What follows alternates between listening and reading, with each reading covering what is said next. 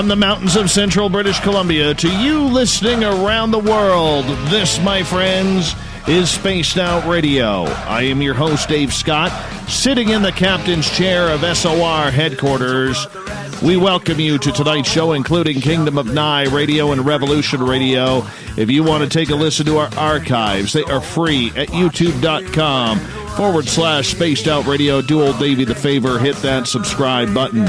Our website is spacedoutradio.com, where we have a plethora of features for you. You can rock out to Bumblefoot, shop at the SOR Vault, sign up for the SOR Space Travelers, read up on Captain Shirk's Newswire, and so much more.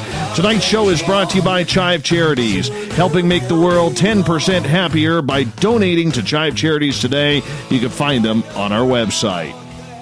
Dr. Mark Pitstick became aware of his clairaudient experiences at the ripe young age of 10. Since then, he has been blessed with numerous miracles, revelatory, and spiritually transformative experiences. After working in hospitals with many suffering and dying adults and children, he was motivated to find sensible, evidence-based answers to the questions that many people ask. Why am I here? What happens after I die? Will I see departed loved ones again? Is there a God? If so, why is there so much suffering? Yes, we're going to find out some of these questions tonight. Are there answers to them? Dr. Pitstick's website is soulproof.com. Then at the bottom of hour number 3, I will bring you the SOR Newswire, brought to you by Paranoia Magazine. Dr. Mark Pitstick, welcome to Spaced Out Radio for the first time. Thank you so much for joining us. My pleasure, Dave. How did you get into this? You mentioned in your bio that you were clairaudient at the age of 10. So describe what it was like growing up as a child, going through these strange experiences. Well, first of all, that's occasional clairaudience. I certainly couldn't make a living at it. But some signs that I was a bit different, and perhaps all this we'll be talking about was my soul's mission when I came here at this time and place to do. Occurred at age 6. My parents were showing me a beautiful sunset, and I told them it reminded me of God. And they only told me that 20 years later when I was in theology school. Now, I was raised in Lutheran church. It was always God the Father this, God the Father that, and there's really no logical reasons why I would have equated a beautiful sunset with the divine. And then through my life, as you mentioned, age 9, 10, I would have occasional clairaudient experiences, especially in church. For example, the minister would be talking about hell in the context of a fiery, eternal place of torment for non-believers. And in my voice or heart, I heard a calm voice, wise, peaceful voice that I've equated with the voice of creation and my inner self. I don't see a difference now. And it said, Mark, they have that one a little mixed up. God has no such need for a place like that in his plan of salvation for all. Same way with about the nature of heaven and so on. So, and why we each are here, that we each have special reasons for being here in this time and place. So those, made my childhood a little weird. Throw in feelings that I didn't really fit in, like, was there some mistake? I don't seem like your average earthling. I noticed people spend so much time and energy on what seemed to be trivial pursuits. I mean, I've always been an athlete and enjoyed sports, but I looked at all the focus on sports and I thought, gosh, if we only spent 10% of the time and energy on feeding the poor or so on that we do on these big games. So all of that really came to a head at age 19 when I started working part-time in hospitals as a respiratory therapist. And fairly soon, they spotted I was fairly sharp. I went through a lot of training, and by age 20 was doing every shift, cardiopulmonary resuscitations, putting the breathing tube down into the lungs, arterial blood gas punctures, and so on, working night shift on weekends, ICU, ER. So I was around just about every shift, someone who died. And seeing that, especially little children, just shook me up. It was an awakening. That was part of my spiritually transformative experience that made me ask those existential questions you listed and others. And I've searched then, as I mentioned, I'm 66 now, so we're talking 47 years. I've searched ever since for sensible, evidence-based answers to those questions. So as you have gone through and you've been around so much over the last 66 years of your life, becoming a doctor, being around people in palliative type care, what did you learn or what fascinated you about death? Well, that's a big question, Dave. We could probably talk for weeks about that, but what really stands out is the growing awareness that really there is no death. Some pivotal experiences, for example, several times when we were doing Code 4, as we called them, I'd have the patient all set up, ventilator and airway wise, and so my job was pretty much just keeping an eye on things. I was in theology school at the time, so I would whisper in the patient's ear because I realized I was reading everything from Elizabeth Kubler-Ross to Ram Dass in those days, and I was aware that very little attention was paid to a patient's spiritual and emotional needs. It was all working on the body. So I'd be saying, don't be afraid. We're doing everything we can to help you. And if you don't make it, that's good news too. You can look for the light if the patient was clearly dying. I would say, look for loved ones around you who've come to greet you. Look for the light. And so perhaps that set up a connection with the person. So in several cases, I would look down at the chest area and see a faint white light emanate from the chest. And each time that happened, the head doc would call time of death at that moment. So it made me think that I was experiencing somewhat of this part of us that continues beyond bodily death. And now we know there's a whole growing field of what are called shared death experiences, led by William Peters and Raymond Moody and others. I never believed in that type of stuff. I had always believed in heaven and God and all that. That's the way I was brought up, even though it wasn't a very religious family that I was brought up in, but it was just the set beliefs that that's the way things went. And I remember when my wife's grandmother passed away, I actually had the privilege, and I call it a major privilege, of watching her spirit leave her body. Mm-hmm. And it was extremely profound because up until that point, I had had absolute paranoid anxiety attacks about death. Because all of a sudden it was like, oh my goodness, what if God isn't real? Mm-hmm. What if the Darwinians are right, that we're one and done? And then you just sail off and nothing is there, nothing is after. And to this day, if I go really deep into it, I can scare myself. But after I saw the spirit of the grandmother leave, it opened my eyes to a whole new realm of possibilities.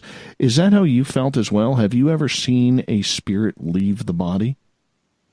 Well, what I just described was the closest to it, but what I've collected over the years is such a vast and a varied amount of evidence that we call the collective evidence that clearly shows that death is not the end of life. And that's divided into scientific, clinical, and then what we call experiential evidence, that is based on firsthand experiences, which is what you had. So for the scientific, there's the most objective evidence, and we can get into that. Research, for example, by Dr. Gary Schwartz at University of Arizona. At the other end of the spectrum is the least objective, firsthand experiences, but often the most personally meaningful, because when a person has that, they know there's something else going on. By the way, I appreciate your sharing your fear in the past and, sometimes feeling it now. It's almost ubiquitous. And I had a patient named Maud. She was 90 years old. I'd worked with her for about 15 years doing holistic health care, and I could see her declining and knew there was really no preventing that. And so I said to her, Maud, I really enjoy getting to know you over the last 15 years, and we've gotten so close. It's been an honor to keep you tuned up all these years. If I don't see you again here, I look forward to seeing you in the hereafter. And Maud was a very religious woman, a pillar of our community, almost like an angel or a saint. But I'll never forget, she looked down at the ground and looked really serious, and she said, Dr. Pitstick, I hope I end up in heaven. I hope I don't end up in that other place. And I thought, oh my God, if somebody like Maud, with her virtuous life, fears that, what does the average person fear? And that's partly why I do what I can do, to help people realize, man, God and life have been given a bad rap, and it's really life is really so fair, wonderful, meaningful, more than we can imagine. I can just imagine. I know we're all going to go through it. That is one thing we are all going to face. It's all guaranteed for everybody in life on this planet as we move forward. But with that, how can we guarantee outside of the religious people who have that large belief that there is a heaven or there is a hell and they are going to go up when they die because their faith has allowed them to do that? What about all the agnostic people? What about all the atheists out there, even the Satanists or other people who have a differing opinion of what God is, if there is even a God? Well, up until 9 months ago, I would have said, look at the collective evidence, which I shared in my book, Soul Proof. Also created a documentary film 11 years ago with all the evidence that was out there, including clinical evidence like near-death experiences and so on. But now that evidence has really been amped up with the experiments I mentioned by Dr. Gary Schwartz and his team of researchers at the University of Arizona. And I've been privileged to be part of that, spending 3 months a year in Tucson and actually assisting with the research. So we can talk more about detail, but for those who understand the nature of scientific investigation, that is, having hypothesis, collecting data, having a control group, so you can see what the baseline is, no participant controls, replicating the studies, being done under blind conditions, having the studies replicated by other labs, writing up the results in peer-reviewed journals. All that has happened for this afterlife communication technology that we call collectively the soul phone. So now it's really beyond question. Dr. Schwartz states, as a scientist, he can say with 99.99% certainty that life does continue after bodily death, and at least some persons can communicate with us. We can't generalize that yet based on the studies, because primarily we've been dealing with 8 post-material beings that we call part of the A-team. But that's huge, profound news. Again, we'll be out in scientific journals within a few months, official university press conferences, Soul Proof documentary series, 8 films. So this is going to go worldwide, and that's why your listeners are so in for a treat, because they're among the first people on the planet to hear this news. Mark, take us through what it's like to die for someone. What have you been able to study and find in pattern when somebody gets to their final moments and then crosses over? Well, I wish I could give you a one-size-fits-all answer, but it turns out the afterlife experience is quite different depending on the degree of the person's consciousness at the time of passing. But to share the spectrum, I use two well-known people. One would be Mother Teresa, pretty widely regarded as a saint. So when she passed, she, having spent the time serving others, praying, meditating, living a godly life, it was like walking from one room to another. And when she passed through, she was greeted with cheers and hugs and high fives and super job, Terry, or whatever they call her. And she probably rested up a little bit and then said, "Okay, how can I serve? What can I do next to help?"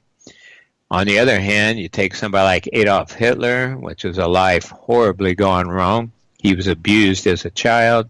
There was the national angst of Germany after World War I, and he got caught up in that. No excuse, but, there were numerous factors going on to his rise. So there's a person responsible for so much death and suffering and so on. He's one that when he passed, he wouldn't even be able to face his life review. Quite likely. He's one who would have to sleep for eons to rest up, charge up. The Bible talks about various metaphors, separating the wheat from the chaff and separating the dross from the fine metal. And these are metaphors for what happens when we pass on. So truly, much is burned away, but that essence, that energy, that consciousness persists, and indications are it someday can be rehabilitated, reshaped, reused, but certainly not in the guise of Hitler. So there is one that his sense of being would be quite different, almost totally different than it was while on Earth. Mm-hmm. So it does matter on the role that you play. So, for instance, if you try and be a good person and you try and have a good life and you try, to help your fellow citizen, whether or not you are a churchgoer or not, you expect to get some good favor on that when you cross to the other side.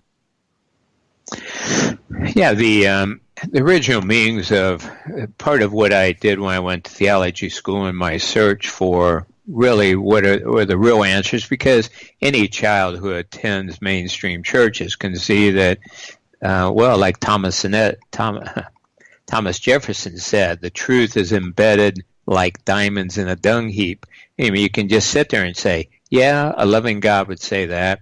No, a loving God would not say that. So it's a historical fact that, at least for Christianity, texts have been mightily changed, interpreted, translated, deleted, added to, etc., sometimes for power reasons, control, fame, fortune by politicians and religious leaders. Imagine that. So it's important to use discernment. And so that's partly why I searched for myself. What were these original meanings? For example, when I was a kid, the phrase, "Thou shalt fear the Lord thy God," that didn't make sense. I thought, well, supposedly God is this super parent. I don't fear my parents. Why would I fear, God? And I found out that word fear could have just as easily been translated respect. So all right, yeah, that makes sense. I'll respect, but not fear. In my search for meaning behind all that, and perhaps what was most truly taught, I studied Aramaic language, which is behind the birth of Judaism, Islam, and Christianity. And, for example, the words heaven and hell originally meant how you feel when you die, when you drop your body, and you go through a passageway. They call it a sorting out. Ma'wet was the Hebrew word for this. And you experience what you did to others. You see, feel what you did to others. If that was more good than bad, then you experience a heavenly afterlife. More bad than good, it's more hellish. But they were never intended to be places where you go one way up in the sky, one in the center of the earth forever. Now, fast forward then a couple of millennia to the many tens of thousands of documented near-death experiences we have, and these people often come back and tell about the life review and describe the same thing. we not only see, but we feel are the ramifications of our thoughts, words, and deeds. So yeah, that's why following the golden rule makes sense. We're all interconnected, so we should love one another, serve one another, and then also, as you say, it shapes the way the next part of our forever experience is like. Dr. Mark Pitstick is our guest tonight on Spaced Out Radio. We only got a couple minutes before we got to go to break at the bottom of the hour. With that, and everybody's personal experience in dying going to be different. There's really very few circumstances that people will have the same death, albeit whether it's peaceful or whether it's tragic. Do you know, or does the body know when death is going to happen, even if it is tragic? Yeah, the body is a shell. So does the body know? You know, it depends on how aware a person is. I've certainly had patients over the years who had a sense, like, my time to move on is almost here. So it depends on how aware a person is, if they can feel that change coming. But there certainly are some cardinal aspects of the afterlife experience, and most people aware of those. For example, sensation of going through a tunnel, seeing the light, being greeted by loved ones, people and pets who have passed before, a period of rest and recharging, what they call a healing shower, going through some counseling, reviewing what you learned, how did you do well, how didn't you, preparing for the next part of the life experience. So those are some usual aspects of the afterlife experience. Mm-hmm. Does age matter?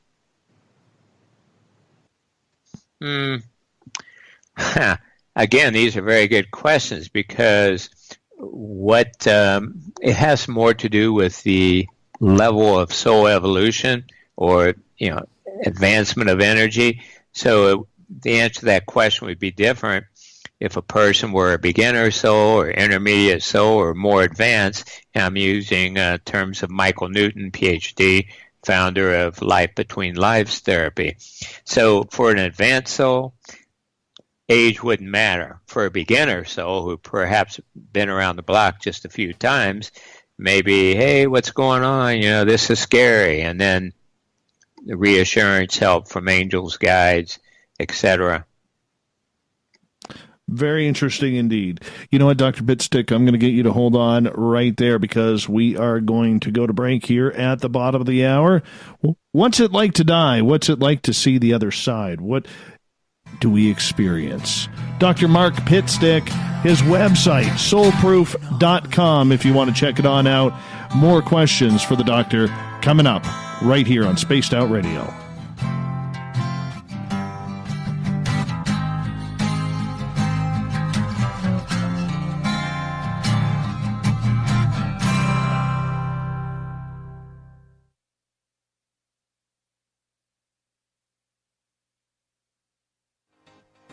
Hey, Spaced Out Radio fans! It's John Resig, founder of the CHIVE and CHIVE Charities. We live in a world of mystery and uncertainty, which you guys know better than anyone. Sometimes you just need to be brought back down to earth for a while. One of the best ways to stay grounded is to help out with your fellow earthlings. And there's no more rewarding way to do that than to give through CHIVE Charities. Unlike many organizations, we don't necessarily aim to save the world, cure disease, or change the course of history. Our goal is to make... From the heartlands of Canada to beards around the world, we know how to take care of you. Fill your follicles with the Mighty Moose Beard Oil. All our oils and balms are handmade and 100% natural ingredients because we care about your beard. And hey, use the promo code SOR2019 and get your Mighty Moose Beard Oil today. You can check us out on our website, mightymoosebeard.com.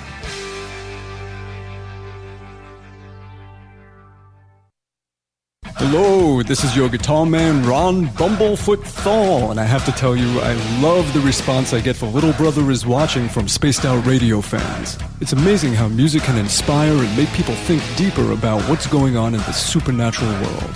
You can head over to my website, bumblefoot.com, to check out my music, my guitar workshops, my touring, even check out some of the hot sauces that I'm working on. And make sure you keep on listening, because with Spaced Out Radio, you know little brother is watching. Finish off your weekend and kick off your new week with me, Everett Thiemer, right here on Spaced Out Sundays. I'm going to bring you great guests, a little bit of snark, and plenty of information to think about. But don't worry, there's going to be plenty of woo as well. We are going to hit everything in the paranormal and supernatural, including the odd psychic Sundays. So tune us in on Sunday, 9:06 p.m. Pacific, 12:06 a.m. Eastern, right here at spacedoutradio.com. Heading to Vancouver and looking for a night on the town? The Moose Vancouver is the bar that never stops rocking until 2 a.m. every night. The Moose has great food with everything on the menu from $6.95 to $8.95. Fantastic, vibrant staff and rock and roll that will bring you back to when the music was real, the hair was long, and the guitars were rocking. Get your party on at the Moose Vancouver, the official party bar of Spaced Out Radio. Every night on Spaced Out Radio, we have places for you to hang out. Hi, this is Carl. Join our SOR Space Travelers group on Facebook for live chat. On Twitter, using hashtag Spaced Out Radio. You can also join us in our Spreaker chat room. Check us out on Instagram at Dave Scott SOR. All of our archives are free on YouTube at Spaced Out Radio. By the way, I'll be watching you at your window until you do. Bye! We're adding to the entertainment online for Spaced Out Radio. I'm Amber Beckrud, and I want to invite you to subscribe to our YouTube channel and check out Cryptid Tales, where I will take you on a journey into some of the strangest legends and lore from around the world, relaying the stories to you of the strange creatures and experiences that people have had throughout time. You can find Cryptid Tales at youtube.com/Spaced Out Radio. And while you're there, don't forget to check out our free archives and leave a comment. See you there. Are you having encounters with the paranormal, supernatural, or ufological that you cannot explain? Look no further than the SOR Sightlines Report, brought to you by the Experiencers Support Association. This is Ryan Stacy, head of the Research Association, TESA. Soon on the Spaced Out Radio website, you will be able to file your reports and have them researched for you. We are independent and ready to help Spaced Out Radio listeners today.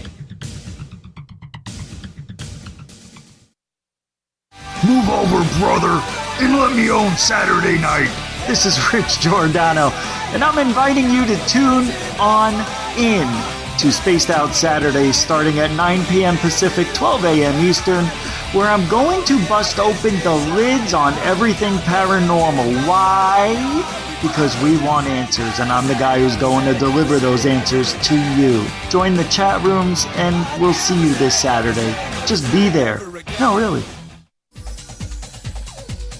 Hey everybody, the SOR Space Travelers is open. For just $5 a month, you can hang out with Dave and our crew privately in our members-only section. With your signing, you'll receive newsletters on what's going on with Spaced Out Radio. You'll have direct contact with the host during the show in our chat, live streaming videos, and a great forum for your posts and more. Become a Space Traveler now at spacedoutradio.com.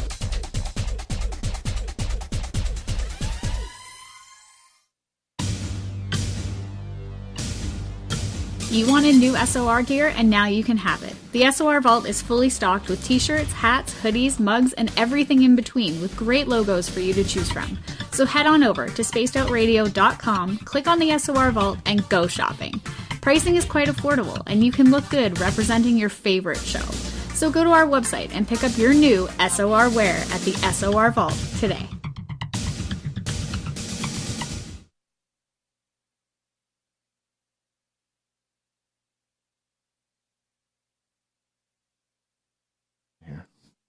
Don't forget that we have now signed up with CHIVE Charities. CHIVE Charities is a great website looking to make the world 10% happier. So make sure when you're on spacedoutradio.com or right now .co until we get it transferred over to the other side, you take a look.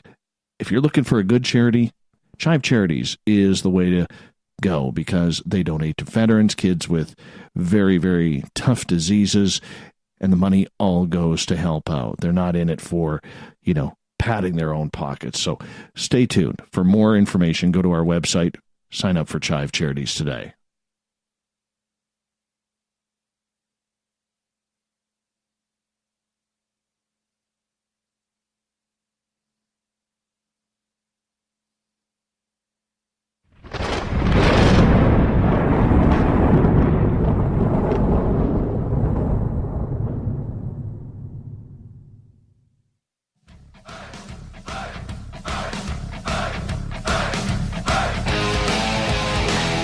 Welcome back to the second half hour of Spaced Out Radio tonight.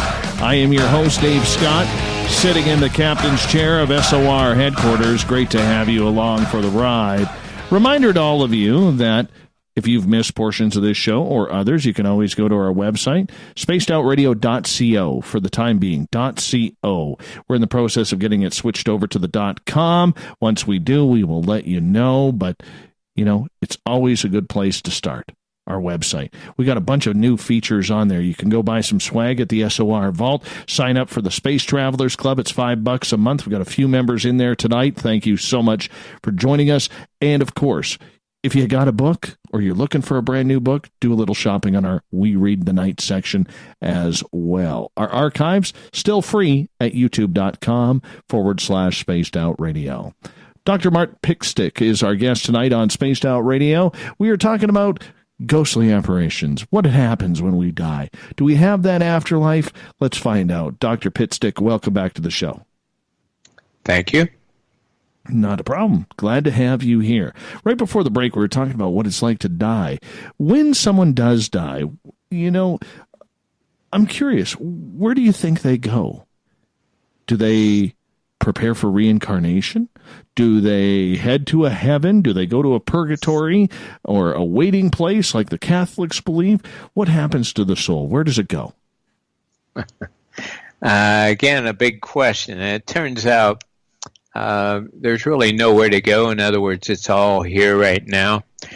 In the past, keep in mind that our beliefs about afterlife were strongly influenced by religions that stemmed from the Dark Ages or even before, 2,000 or more years ago. And their understandings of reality were limited then, and thus their teachings and the language that supported it. Part of what Dr. Schwartz and I did as we wrote the book, Greater Reality Living, which is used in our Greater Reality Living groups we can talk about, was create a glossary for more accurate language to understand the nature of life. So, for example, before, I remember when I was younger and thought, gosh, where's heaven up there? Maybe like a zillion, trillion miles away. Our astronauts hadn't seen it yet, so it must be further out than that. And so that's limited thinking, of course. And then likewise, our language supported the idea of separation. You've got hell, you've got time on earth, you've got heaven, you've got God, you got us. It's all separated, when in fact it's just life unfolding. We created a number of terms for life and God.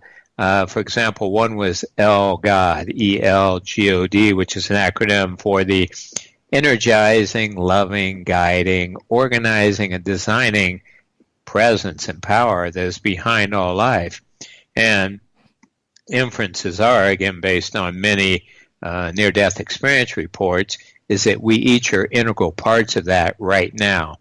So where do we go when we die? Again, it depends on our degree of awareness. It's the same way on Earth. In other words, some people experience being in hell on Earth. They think life is unfair, horrible, there are victims, there's no God, or God has turned a blind eye to them, etc. And perhaps in the same neighborhood, there's a person who's experiencing life on Earth as heavenly. Gosh, life is wonderful. I'm walking in the woods with Creator every day. Boy, there's so much meaning. I'm so fortunate to have this earthly experience. We understand more about all this through quantum physics, and they point out how important it is, the observer's perspective. So Dr. Schwartz and I have discussed things like string theory, that perhaps one of the most accurate ways of looking at things is that there's this dance of energy, which certainly is a thousands-year-old Hindu concept. There's a dance of energy, and you could say it's like a string vibrating. And where along that string are we located and observing? So if we're observing from a limited, fearful viewpoint, then it's more hellish. And if we're observing from a more enlightened, loving viewpoint, we see it's heaven. So where do we go? It's not so much where we go, it's how much are our eyes open. And passing on is a golden opportunity to awaken, but it's not guaranteed. In other words, there are people, at least reports of people who after they die, they're just as stupid and unenlightened as they were while they are on Earth. But again, it is an opportunity. Now, you mentioned the word reincarnation. I trained with Brian Weiss 20 years ago. I've given lots of individual and group past life regression sessions. However, I put it this way. The belief that we are born at a certain point, live a certain number of years, and either then that's the end, or another model is then you go to heaven or hell forever, is like a kindergarten understanding of reality. A high school understanding might be that we have not one but many lives, and that was one of my early teachings as a kid, one of the clairaudient experiences. The minister was talking about heaven as a place of he said, we'll be walking on golden streets and playing golden harps. And I'm a 10-year-old kid listening to this, looking at the stained glass window and thinking, wouldn't that get older after a while? I mean, how long can you play a golden harp before your fingers fall off? And so it makes sense that just as people on Earth like to read different books and watch different movies, travel to different places, likewise, we as eternal beings like to experience life from different vantage points. However, the most absolute understanding of reality would encompass knowing that a number of things. It's all happening right now. In a way, none of it's really happening. It's kind of like a dream. These different perceptions of different lives may be more like virtual reality experience, watching a movie, than actually happened. There's a wonderful quote in my book, Soul Proof, from Richard Bach, in which he's asked, do you believe in reincarnation? He said, do you mean a series of lives, separate, all in chronological order? He said, that fits a little tight across the shoulders. What I prefer is that everything is going on at once. There's really no such thing as time. It depends on what channel we're tuning in on, what we're seeing. So there's a few answers to your question. Ask me some more. That's a big, big topic, please. Well, I think it is a big topic because for so many out there, like we said in the first half hour, there's a bunch of fear that is going on in regards to as our lives start to wind down and we start to wonder where we are going. Mortality kind of kicks in. And, I have talked to numerous people who have worked in palliative care, including my cousin, who is a doctor, and he has said like some of the strange things that he sees or has seen happen when someone is about to cross over, starting almost like a couple days before, where they start talking to loved ones and there's nobody in the room, where they start talking to people or they claim to hear music or their fear about where they are going because they haven't been a good, productive citizen of society. Have you experienced all of that? And what's your thoughts on it? Yes, and that's part of what woke me up working in hospitals. Anybody that wears a white coat, older patients think they're a doctor. So I had people call me doctor when I was 19, and also I think they could sense this nature about me because they'd say, I don't know why I'm telling you, but there's something about you. And then they would proceed to describe what you just mentioned. Deathbed visions is the name for it. So within a few days, usually, certainly a few hours of a person's passing, their perception improves. They start seeing more of the greater reality than they normally do, which includes loved ones, people and pets, who have come to help them journey back home with a capital H. The University of Virginia's Division of Perceptual Studies has done studies on these deathbed visions. DBV is the abbreviation for it. And they found that in some cases, at least, caregivers, family, and friends present in the room sometimes see these visiting apparitions. So we know it's more than just the dying patient's hallucinations. It's a scientific fact that the average human sees much less than 1% of reality. So that right there explains a lot of things. It's as though as the average person is looking at life through a tiny pinhole and wondering why things don't make sense. Hey, what's up, God, if you even exist, that this is going on. But when we open that pinhole just a little bit and see more of life, then things make more sense. We see more of the big picture of life. So that's why it behooves people to take some time, understand things are busy, and there are so many attractions out there to enamor us. But that's why the wise person takes some time to get centered, whether that's via prayer, yoga, meditation, quiet time in nature, but be still and know I am God. Take some time to contemplate and understand what life's about. And then life's journey makes a lot more sense, and we can be a blessing to others more. When people are seeing loved ones or friends or pets that have already moved on, do you believe they are seeing what they are really seeing, or is it some sort of mind hallucination that the brain and the body is starting to shut down? Well, again, what you just said would certainly be a reasonable hypothesis, except for the widespread observation that some hospital staff, family, and friends, especially who have a close relationship with the person who's getting ready to change worlds, sees the same thing. So if it's hallucination, it's a shared one. I think there are visits like that, and and by the way, that doesn't mean that the people who are visiting look the same for eternity. They are taking on a form that the dying person can relate to, be comforted by. You may understand in quantum physics, they describe the nature of reality as being on a cusp of energy or formlessness, waves, versus in the next nanosecond, particles formed manifestation. And they say then life is on that cusp, and there's even a mathematical equation that that interplay between wave and particle occurs 26 septillion times per second.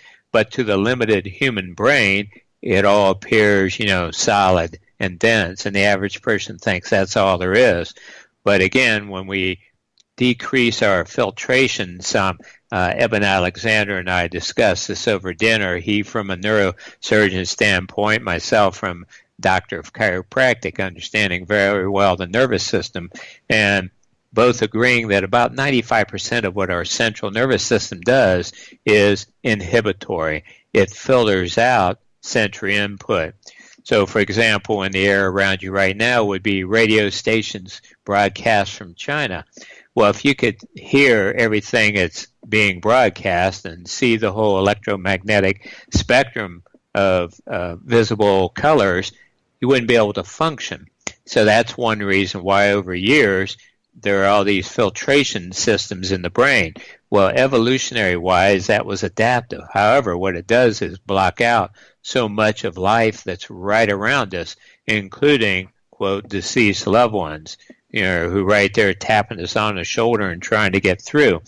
So what happens is, as a person nears death, the brain isn't working quite as well, the five senses diminish, and then the other senses predominate and perceive what was always there right along. Are we still mesmerized, though, as to whether or not we have an afterlife? Because when I look at things, I see a lot of people who are still quite agnostic or atheist out there who do not believe that there is anything. And if you're saying there is proof, why isn't the scientific community jumping on this? Super question. Several reasons. First of all, the scientific community historically has been scared to death to deal with afterlife topics. It was only a few hundred years ago when top scientists were killed or imprisoned for reversing what the church taught. So there's certainly some people have been burned. Secondly, there's still some real concern among scientists about losing their funding or losing their standing in the professional community by addressing controversial topics. That's one of the reasons I admire Dr. Schwartz so much. And again, that's Dr. Gary Schwartz, Ph.D., Harvard grad, master's and Ph.D., Harvard professor, tenured Yale professor, and 20 years now at the University of Arizona. He's 75 years old. He's past all the fear of, what are colleagues going to think or losing funding and so on. So he's able to pursue what needs to be pursued. The other reason why aren't scientists joining in is because up till now there is nothing to observe. In other words, in the last 3+ years of working very closely with Dr. Schwartz, I've earned a PhD in sorts of understanding the scientific process, and I described some of the steps earlier.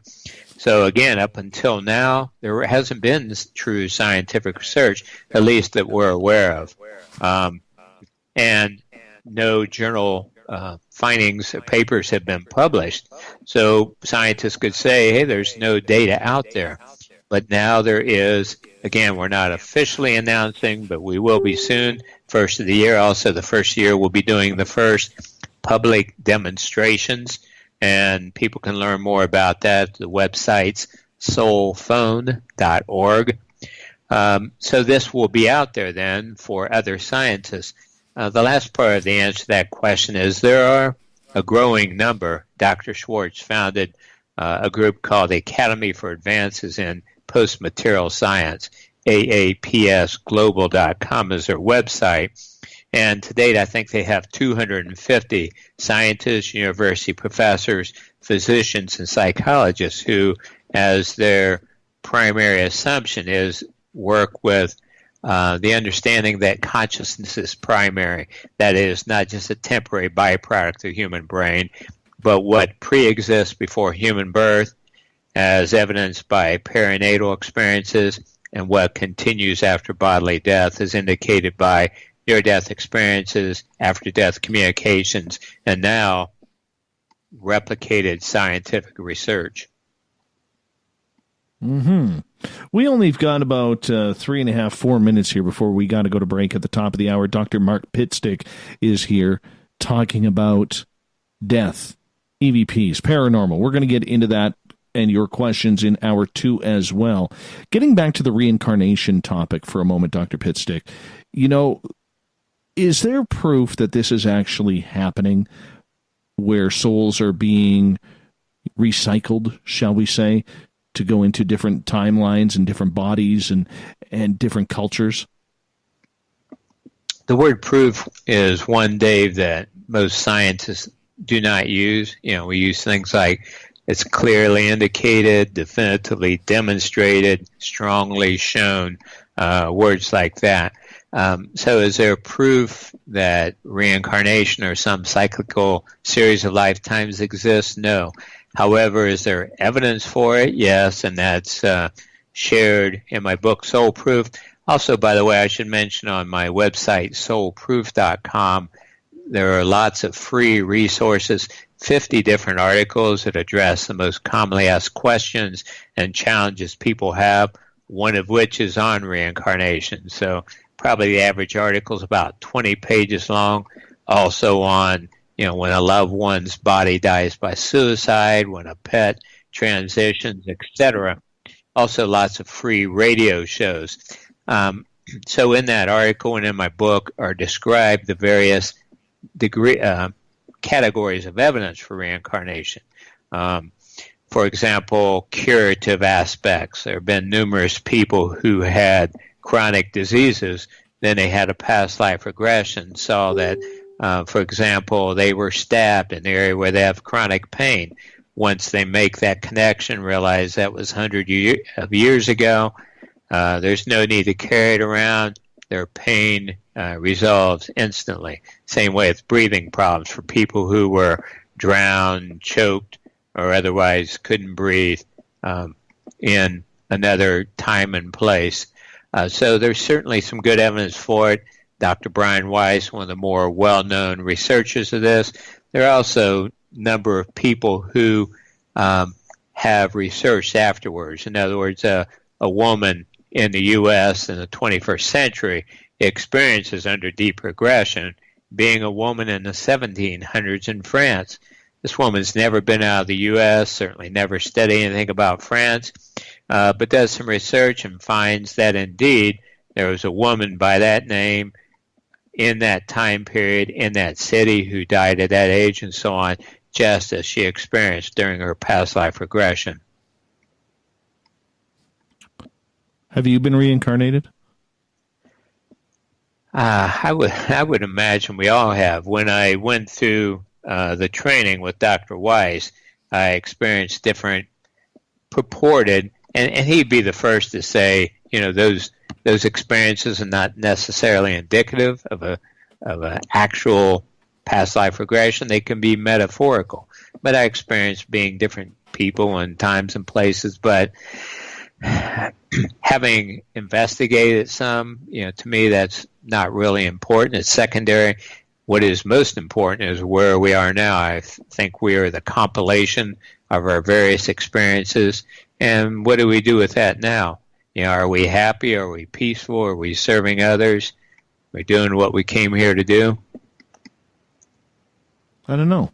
I think that's the hard question. Are we here doing what we need to do? I mean, for so many people, they waste their lives. They waste their opportunities on frivolous things, whether it's thinking, whether it's self-sabotage, whether it's narcotics or alcohol. There's a whole plethora of ways out there, Doc, in order to ruin things. Yep, I get it. And we've all taken sidetracks. I certainly don't have any judgment about it. Who's to say? The universe is so vast, perhaps that's what a person needs to experience, is hitting rock bottom or feeling aimless, depressed, unfulfilled, to wake them up. And regarding narcotics and so on, and we may have to go into that after the break, it's my view, again, having worked with tens and tens of thousands of people over the last 47 years in multiple settings, that it's the advanced, sensitive souls, sometimes empathetic people, right, who do self-medicate to try to get through the day in this tough place. Doc, I'm going to cut you off right there. We're going to go to hour number 2. Dr. Mark Pitstick, soulproof.com. Space Out Radio continues after this.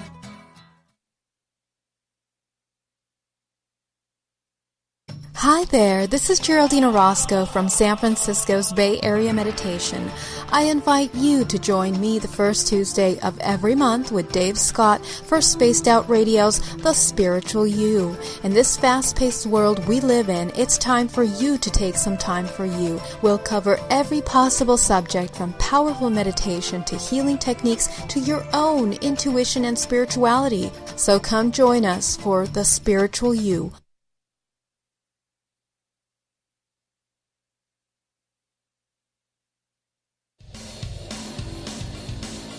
We all know on Spaced Out Radio we love a good beard and mustache, so why not take care of your facial hair with Mighty Moose Beard Oil? Made in Canada, we're taking care of beards and stashes around the world. We use 100% natural ingredients with our oils and balms to make your whiskers feel silky smooth. Use promo code SOR2019 at MightyMooseBeard.com today. A little bit of science, a little bit of skepticism. Add a dash of snark and you have the makings of Spaced Out Sundays with me, Everett Thiemer. Together we will look into the reality of the paranormal with an open eye and rational thought. Oh, did I mention there'll be plenty of woo as well? Your time spent with Spaced Out Sundays will make the night even better. The chat rooms are open, 9:06 p.m. Pacific, 12:06 a.m. Eastern, right here at spacedoutradio.com. Move over, brother, and let me own Saturday night. This is Rich Giordano, and I'm inviting you to tune on in to Spaced Out Saturdays starting at 9 p.m. Pacific, 12 a.m. Eastern, where I'm going to bust open the lids on everything paranormal. Why? Because we want answers, and I'm the guy who's going to deliver those answers to you. Join the chat rooms, and we'll see you this Saturday. Just be there. No, really. Visit purpleplates.com today. For over 40 years, the Purple Energy Plates have been delivering amazing results for their many customers. Inspired by the great genius Nikola Tesla, the harmony, healing, and energetic effects of the plates have proven over and over to be beneficial and often miraculous to thousands of customers. Check their site for daily specials and choose from their many energy products. You won't be sorry. Visit them today at purpleplates.com. Are you having encounters with the paranormal, supernatural, or ufological that you cannot explain? Look no further than the SOR Sightlines Report, brought to you by the Experiencers Support Association. This is Ryan Stacy, head of the Research Association, TESA. Soon on the Spaced Out Radio website, you'll be able to file your reports and have them researched for you. We are independent and ready to help Spaced Out Radio listeners today.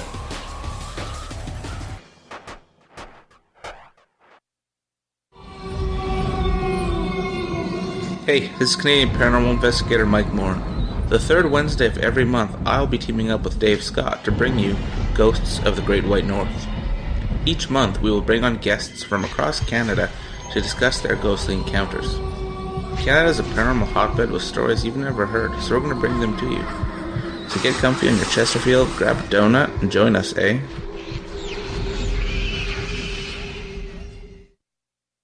Hi, this is Amber Beckrud, and I want to invite you to subscribe to our YouTube channel where we store all of the SOR show archives for free. And as an added bonus, every 2 weeks I'm posting brand new content on Cryptid Tales, where I will get into some of the spookier legends and folklore from around the world and tell the stories that go with them. Find us at youtube.com/spacedoutradio and check out Cryptid Tales today. Drop a comment and let me know what you want to hear. See you there. Get your horns up with me on Spaced Out Radio. This is Ron Bumblefoot Thal. Come tune in to SOR where you can hear me rock out with Little Brother is Watching, the official theme song of Spaced Out Radio. And then come on over to bumblefoot.com where you can find out about my tour schedule, my music, and everything else. Bumblefoot.com keeps you up to date on what I'm doing and the best way to stay in touch with my music and music camps. Sign up for my newsletter at bumblefoot.com and remember, Little Brother is watching. The Call of the Wild is in Vancouver. The Moose Vancouver is one of the hottest bars and restaurants in the city. Open until 2 a.m. nightly, the Moose will rock you like a hurricane all night long. Great food with everything on the menu at $6.95 near the corner of Nelson and Granville. Get your horns up and come rock with us. The Moose Vancouver, the official rocking bar of Spaced Out Radio. For the price of 1 cup of coffee a month, you can become an SOR Space Traveler. The Space Travelers Club is a place where you can interact with other listeners, either live during the show or on our great forum. We want your stories, pictures, comments, and ideas. You'll get live video streams, exclusive content, and be a part of our newsletter. Stay in touch with everything SOR. The Space Travelers Club is just $5 a month at spacedoutradio.com. Come hang out with Spaced Out Radio where we own the night. This is Carl. You can follow Dave on Twitter at Spaced Out Radio, and during the show, use the hashtag Spaced Out Radio to chat with us live. On Instagram, at Dave Scott SOR. On Facebook, give our page a like, Spaced Out Radio Show. SOR archives are free on YouTube at Spaced Out Radio. Come join us, or I will come join you. See you at your window.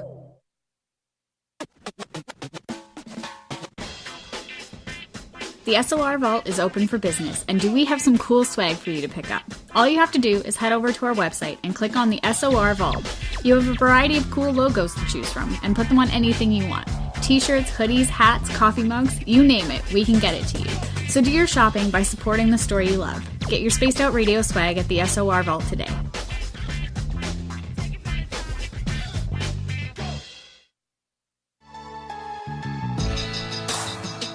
John Resig here, founder of CHIVE Charities. And just like you, we have a penchant for the uncommon, the overlooked, and the off-the-cuff. CHIVE Charities operates a bit differently than most organizations. We listen to our recipients to find out exactly what they need, and then we give it to them. We provide people with rare medical conditions, veterans, and first responders with grant items that will make a direct impact on that person's life. We don't just forget about our recipients when the van or the wheelchair has been delivered. Our recipients are part of our CHIVE Charities family for life. By becoming a donor with us, you could be a part of that family too. And our listeners of Spaced Out Radio know that thinking differently can be a very good thing. To get to know some of our recipients and to support Spaced Out Radio's official charity, head over to chivecharities.org and start making a real difference today.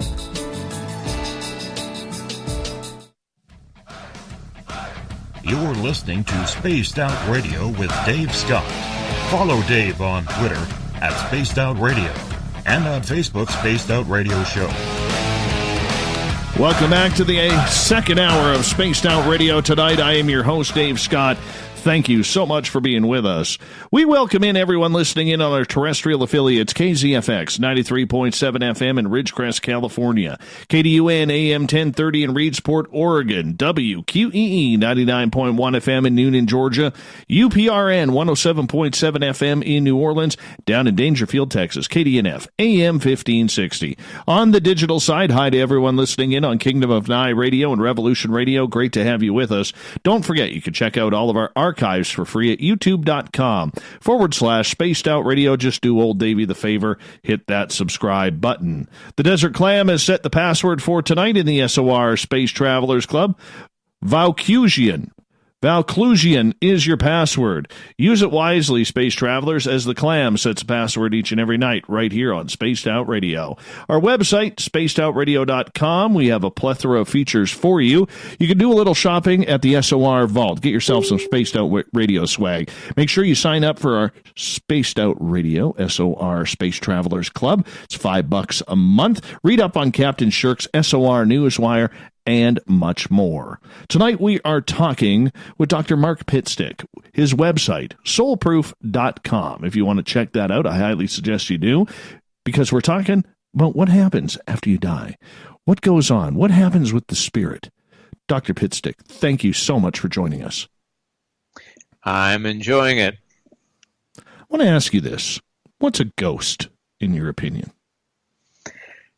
Yeah, keep in mind, I'm the director of the Soul Foundation. I'm a research associate with Dr. Schwartz at the University of Arizona. So the only thing that I can, with a huge degree of certainty, speak about is that we've shown that life continues after bodily death, and that at least some post-material persons, our term for, quote, deceased, can communicate. Everything else is an inference based on good evidence, but again, it hasn't been research, scientific research, so I want to make that important distinction. Couple ways to look at ghosts.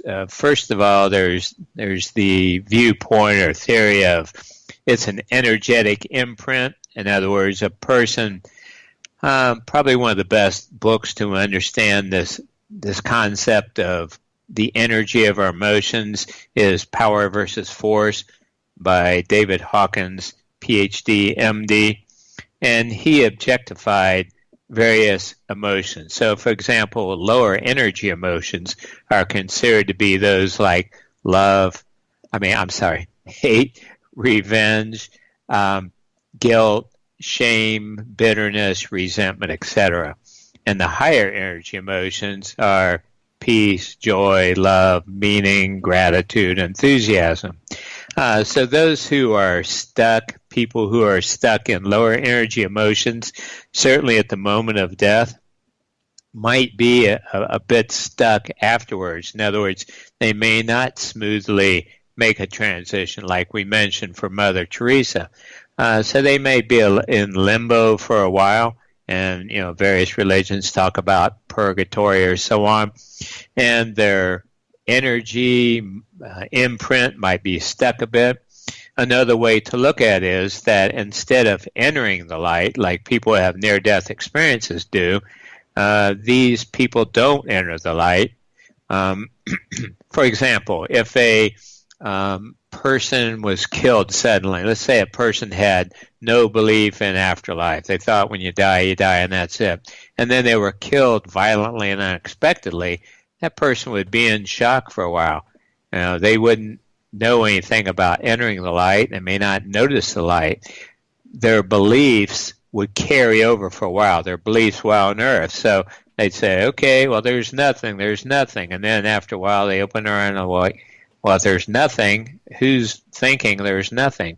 So there can be a period for a while before a soul moves on. That is my best understanding of ghosts. However, there are numerous stories of that's not a irreversible condition. I've seen and heard numerous stories of people who encountered those and then brought in a shamanic healer or a ghostbuster or just simply prayed for the person.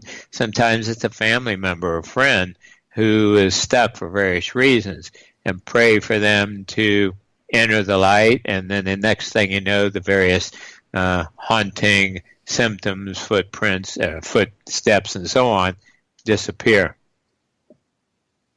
What about EVPs? Can we capture those voices? Well, as you're probably aware, there's a wide spectrum on those.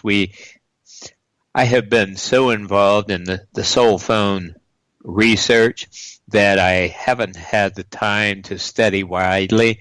However, I have been familiar with some of the various EVP claims, and frankly, a lot of them I see are unintelligible.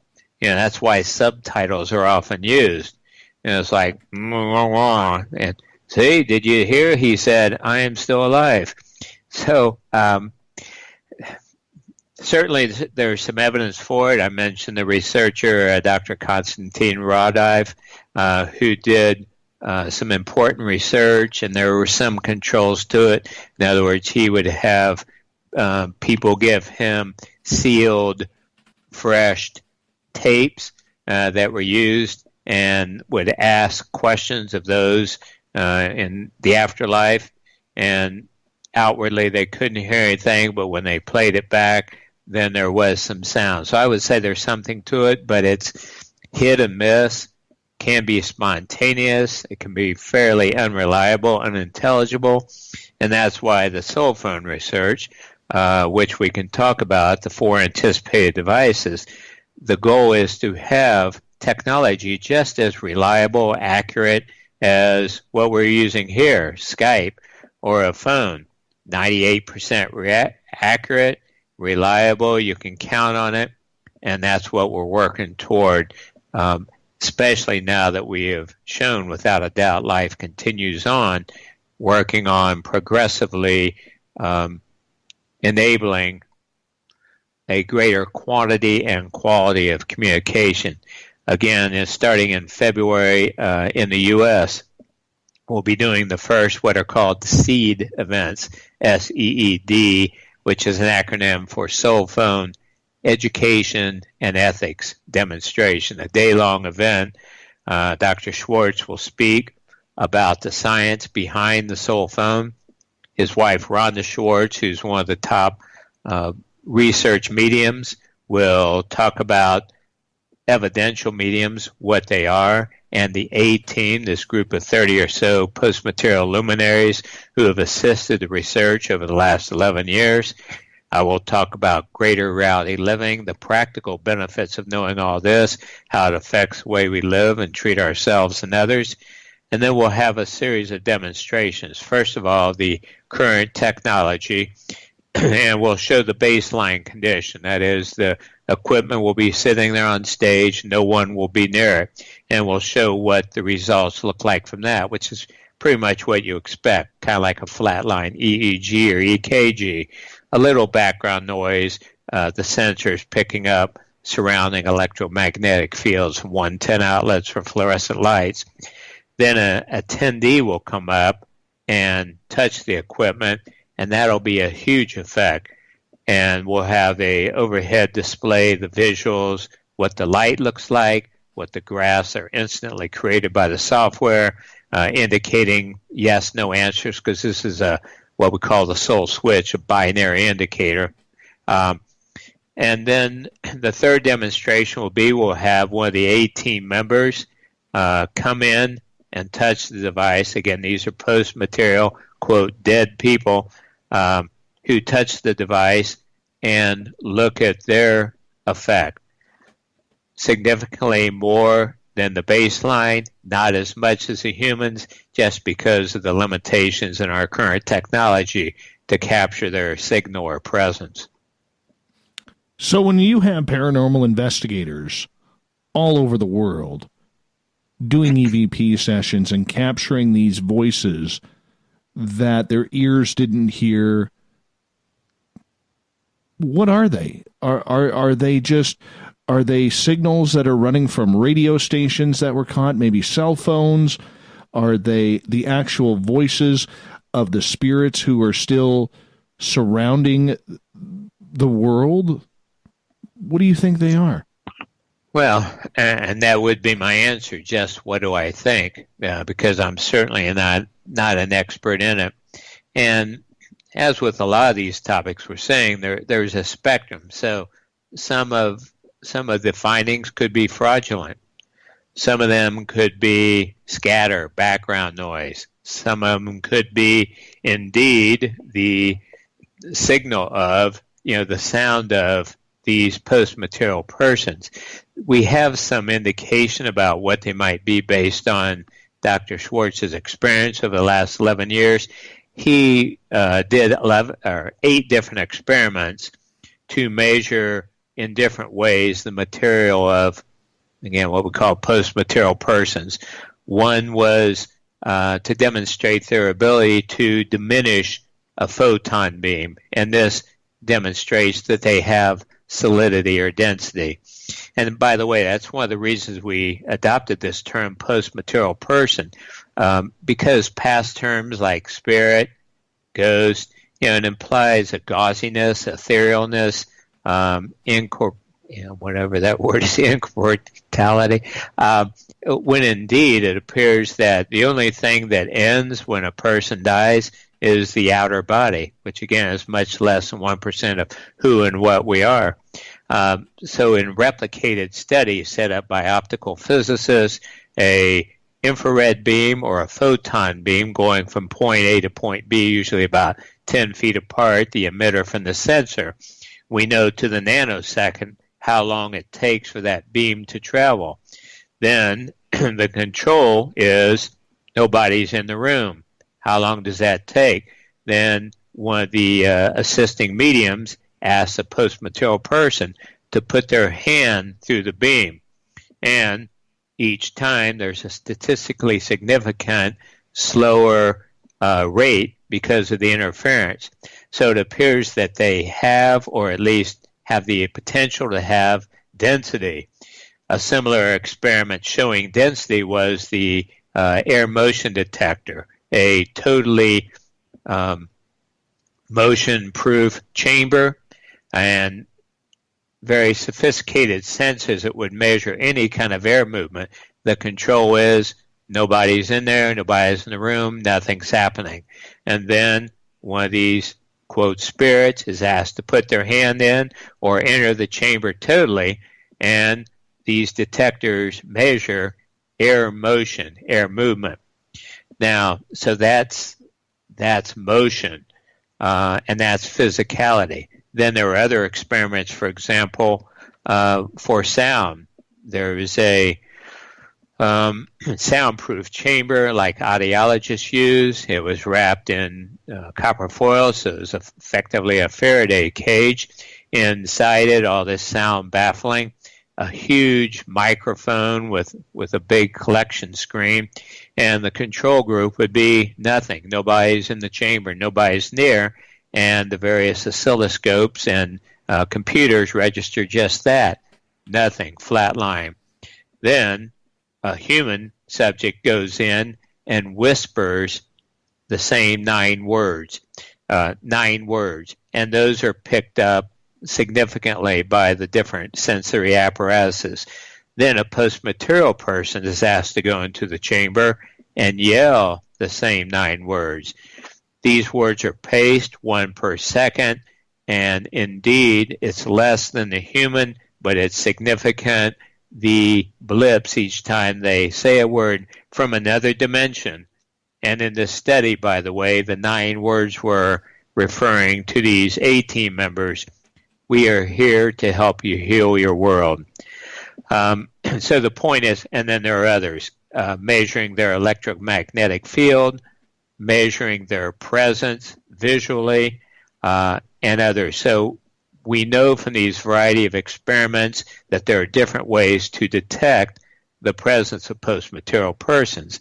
So my guess would be, my opinion would be that various EVP devices, and ITC also, which is more visual versus audio, can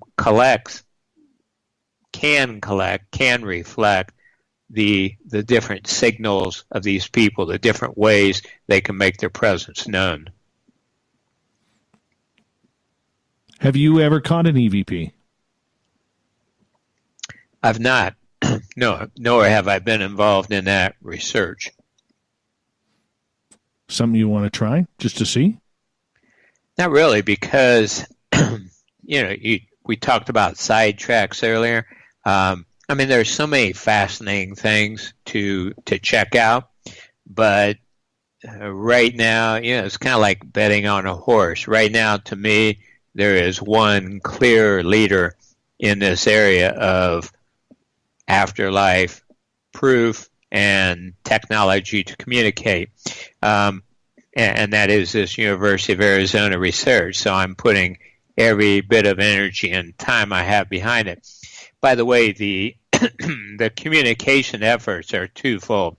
First, to communicate with our, quote, departed loved ones, which is very comforting and reassuring.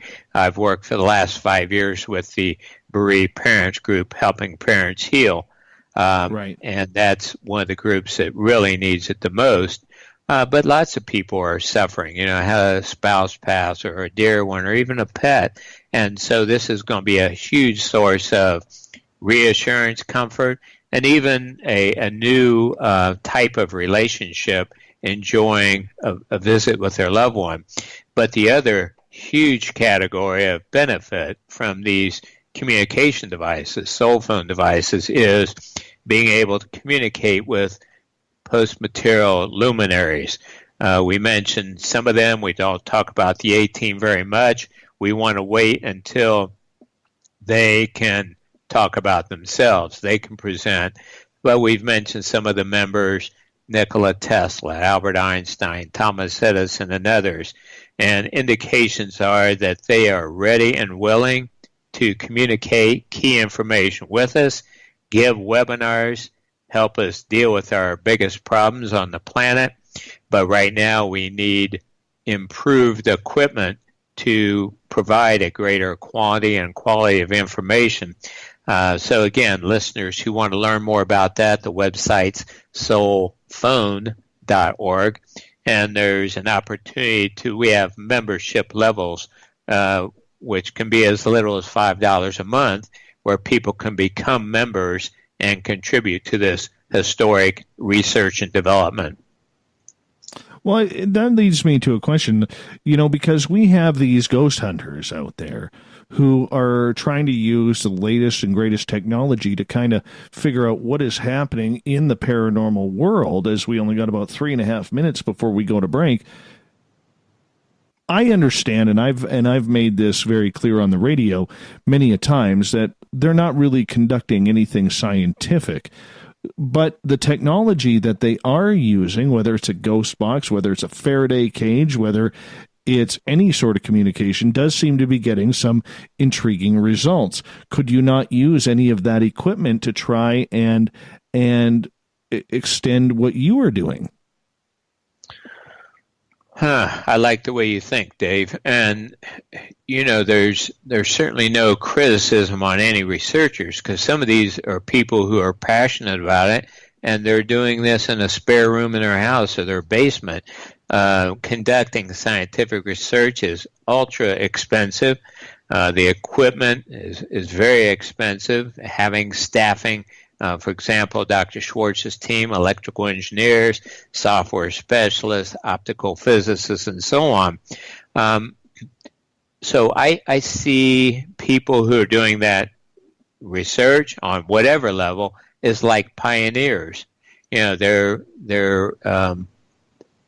moving forth, and some of their efforts will be in vain, and others will have breakthroughs. But all of them should be applauded for recognizing, A, there's much more to life than meets the eye, and B, there are tremendous benefits in discovering more about life, this 99.9% of life that usually eludes our senses. So I say people should pursue whatever they feel called to do. However, the public should recognize that, and again, this theme, there's a wide spectrum of evidence. So I say, if you want to study different topics, fine. Just keep in mind that word research is bandied about, but truly to be a considered research, it needs to occur in a laboratory, controlled conditions, blind conditions, replicated, scientific journal, peer-reviewed, published, etc. We've got about a minute here to go before we go to break here. And in regards to the technology that you need, how different is it comparatively to what is out there right now? Well, there's so much out there right now.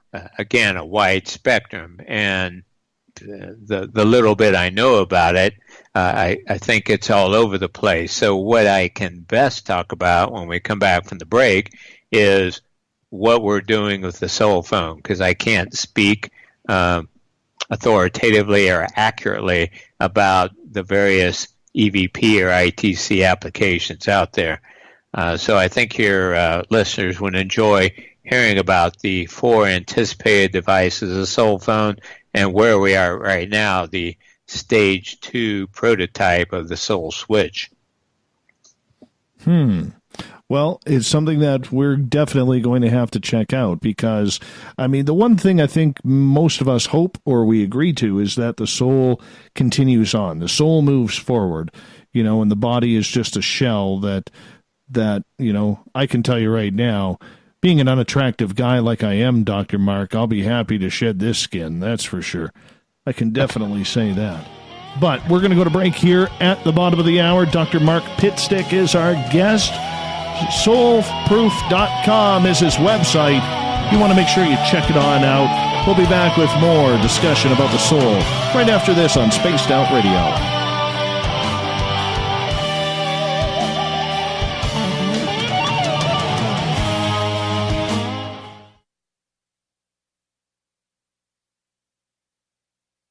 Hello, this is your guitar man, Ron Bumblefoot Thal, and I have to tell you, I love the response I get for Little Brother is Watching from Spaced Out Radio fans. It's amazing how music can inspire and make people think deeper about what's going on in the supernatural world. You can head over to my website, BUMBLEFOOT.com, to check out my music, my guitar workshops, my touring, even check out some of the hot sauces that I'm working on. And make sure you keep on listening because with Spaced Out Radio, you know Little Brother is watching. Hey, space travelers, this is John Resig, founder of the CHIVE and CHIVE Charities. If you know anything about our website, you know we like to do things a little differently. We're not some faceless organization collecting money for a nebulous cause. Our donor dollars go directly toward life-improving items. Then we give those items directly to an underdog who needs it most. To become a donor with Spaced Out Radio's official charity, CHIVE Charities, just go to chivecharities.org/donate. You wanted new SOR gear, and now you can have it. The SOR Vault is fully stocked with t-shirts, hats, hoodies, mugs, and everything in between, with great logos for you to choose from. So head on over to spacedoutradio.com, click on the SOR Vault, and go shopping. Pricing is quite affordable, and you can look good representing your favorite show. So go to our website and pick up your new SOR wear at the SOR Vault today.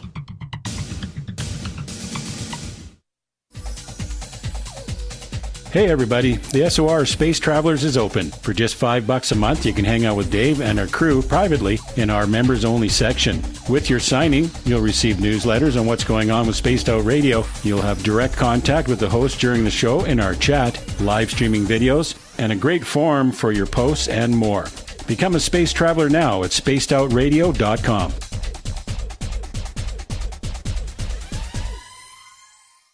Coming soon to our website, spacedoutradio.com, is the SOR Space Travelers Club. For just $5 a month, you can get into a private area on our site where you can hang with other listeners in our chat room, post in our forum, and check out a bunch of exclusive content and store that won't be found anywhere else, including a nightly after-show party with Dave.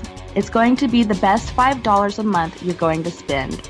The SOR Space Travelers, only at spacedoutradio.com. Move over, brother, and let me own Saturday night. This is Rich Giordano, and I'm inviting you to tune on in to Spaced Out Saturdays starting at 9 p.m. Pacific, 12 a.m. Eastern, where I'm going to bust open the lids on everything paranormal. Why? Because we want answers, and I'm the guy who's going to deliver those answers to you. Join the chat rooms, and we'll see you this Saturday. Just be there. No, really. Visit purpleplates.com today. For over 40 years, the Purple Energy Plates have been delivering amazing results for their many customers. Inspired by the great genius Nikola Tesla, the harmony, healing, and energetic effects of the plates have proven over and over to be beneficial and often miraculous to thousands of customers. Check their site for daily specials and choose from their many energy products. You won't be sorry. Visit them today at purpleplates.com. We're adding to the entertainment online for Spaced Out Radio. I'm Amber Beckrud, and I want to invite you to subscribe to our YouTube channel and check out Cryptid Tales, where I will take you on a journey into some of the strangest legends and lore from around the world, relaying the stories to you of the strange creatures and experiences that people have had throughout time. You can find Cryptid Tales at youtube.com/Spaced Out Radio, and while you're there, don't forget to check out our free archives and leave a comment. See you there.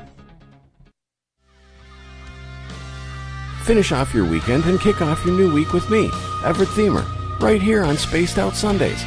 I'm going to bring you great guests, a little bit of snark, and plenty of information to think about. But don't worry, there's going to be plenty of woo as well. We are going to hit everything in the paranormal and supernatural, including the odd psychic Sundays. So tune us in on Sunday, 9:06 p.m. Pacific, 12:06 a.m. Eastern, right here at spacedoutradio.com.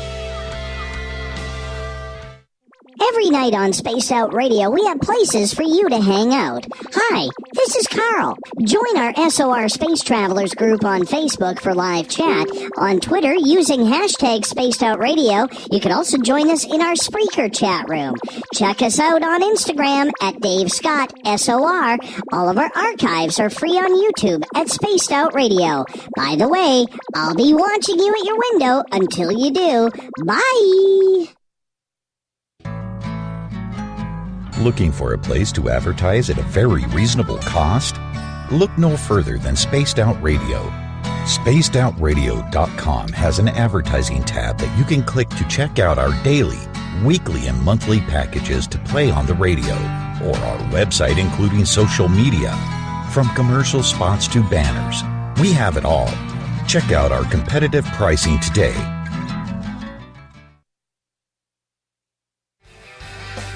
From the heartlands of Canada to beards around the world, we know how to take care of you. Fill your follicles with the Mighty Moose Beard Oil. All our oils and balms are handmade and 100% natural ingredients because we care about your beard. And hey, Use the promo code SOR2019 and get your Mighty Moose Beard Oil today. You can check us out on our website, mightymoosebeard.com.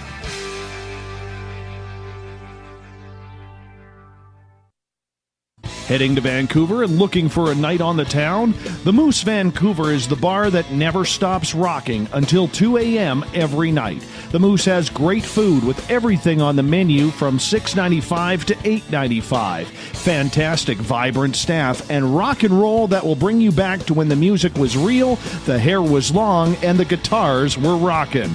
Get your party on at the Moose Vancouver, the official party bar of Spaced Out Radio.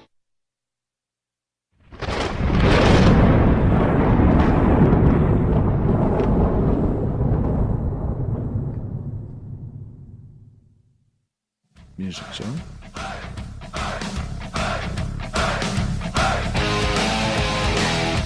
We pass the halfway point of Spaced Out Radio tonight. I am your host, Dave Scott, sitting in the captain's chair of SOR headquarters.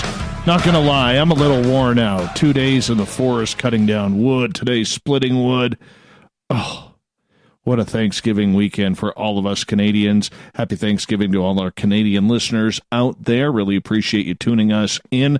Reminder, all of our archives are free at youtube.com/Spaced Out Radio. Do me the favor, hit that subscribe button. Our website, spacedoutradio.com, where we have a plethora of features for you. We Read the Night. We got some authors there that you could go buy their books. Shop at the SOR store called the SOR Vault. And you can join the Space Travelers Club as well for just $5 a month. Don't forget to read up and stay in tune with Captain Shirk's SOR Newswire. Tonight we are talking about the mysteries of the afterlife. Dr. Mark Pitstick is our guest tonight on the show. Right before the break, Dr. Mark, we were talking about EVPs and the voices that come through. Here's one of the scenarios that I'm trying to figure out. I did an EVP session, well, not an EVP session, but a paranormal investigation last year along the old Gold Rush Trail that literally is about 3/4 of a mile from my house where the studio is. And we came across this Chinese couple, husband and wife. They were in spirit form, and we were communicating with them. There were 9 of us communicating with them. And what made it strange for me was knowing that they had, after a number of minutes with us standing on the trail and said, "Thank you, you guys can go on your way," they didn't move. And then we realized that it was because we were standing on the trail and they had a horse and buggy following them. So my question to you is there really an afterlife, or are there multiple timelines going on at the same time where they may have seen us standing on the trail, but they were still on their way in their timeline going to where they needed to go? You must think I'm a pretty smart guy, Dave, to be able to answer a question like that. I do think you're a smart guy. Well, again, what I can give you is my best guess based on all the evidence I've encountered through the last 47 years of searching. Again, having the scientific breakthrough, definitive demonstration of life after death, opens the door a bit and allows us to seriously consider, various reports like this. Because before, we really had no indication if it was just totally nonsense. But now we say, okay, there may be something to it. It used the word multiple timelines, and I think this is a good topic for helping people understand a number of things. And by the way, we've started what are called greater reality living groups so far in Canada and the U.S. People can learn about these. The website's greaterrealityliving.com. Greater reality being our term for all that exists, all that is, and greater reality living being a term that invites people to consider, okay, once you really know that you're a forever being, death is not an end, relationships continue with loved ones in different times and places, how does that affect the way you live, treat yourself and others? So again, greaterrealityliving.com, local and online groups where people can get together and learn the evidence of afterlife, learn more about the soul phone technology, share their various experiences, like you're just talking about and we're getting ready to address, and then consider how can they improve their community, how can they brighten the corner where they are. So this idea of multiple timelines would be another way of putting parallel realities, simultaneous realities. There's some theoretical evidence in high-energy quantum physics for this existing. Native American artwork, for example, from hundreds and hundreds of years ago reflected this possibility.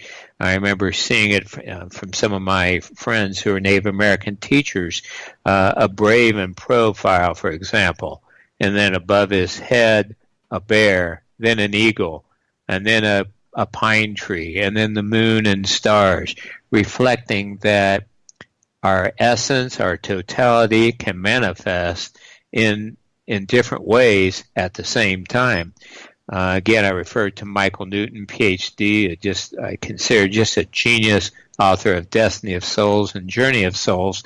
He said that based on his 35,000 client sessions, 10,000 client sessions over 35 years with people around the world, he pretty well mapped out that on average, the most people who come to Earth are using only about 20 to 30% of their energy, their consciousness, wherever you want to call it. The rest can be manifesting in different ways at the same time, simultaneously.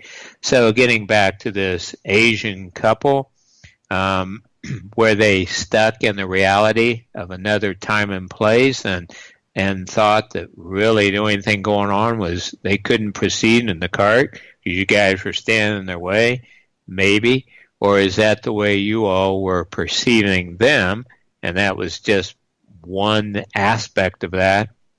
It number one, it's fascinating. Number two, it is so hopeful to know that there's much more than this life on Earth, because as we talked about before the show, gosh, there's a lot of pain out there and suffering and confusion and judgment and mistreatment of people and so on.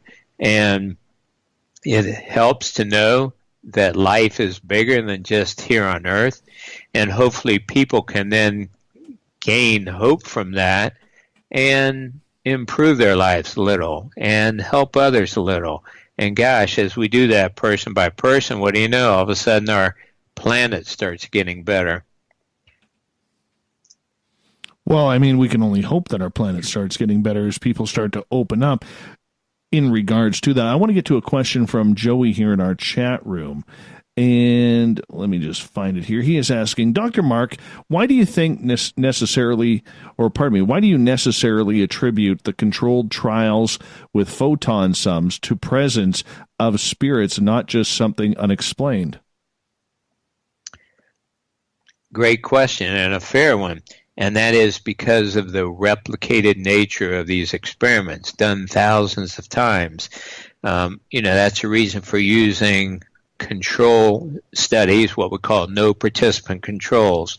As he may be aware from his question, there's the possibility of random findings, and that's what's addressed by what's called the p-value, statistical significance. So in real scientific research, the findings have to have a p-value of less than 1 in 100, ideally less than 1 in 1,000. So that means that based on all the data, it appears that the findings are actually due to the experimental variable, in this case, the inviting a post-material person to interact, and the results are less than 1 in 1,000 that they're due to randomness or chance.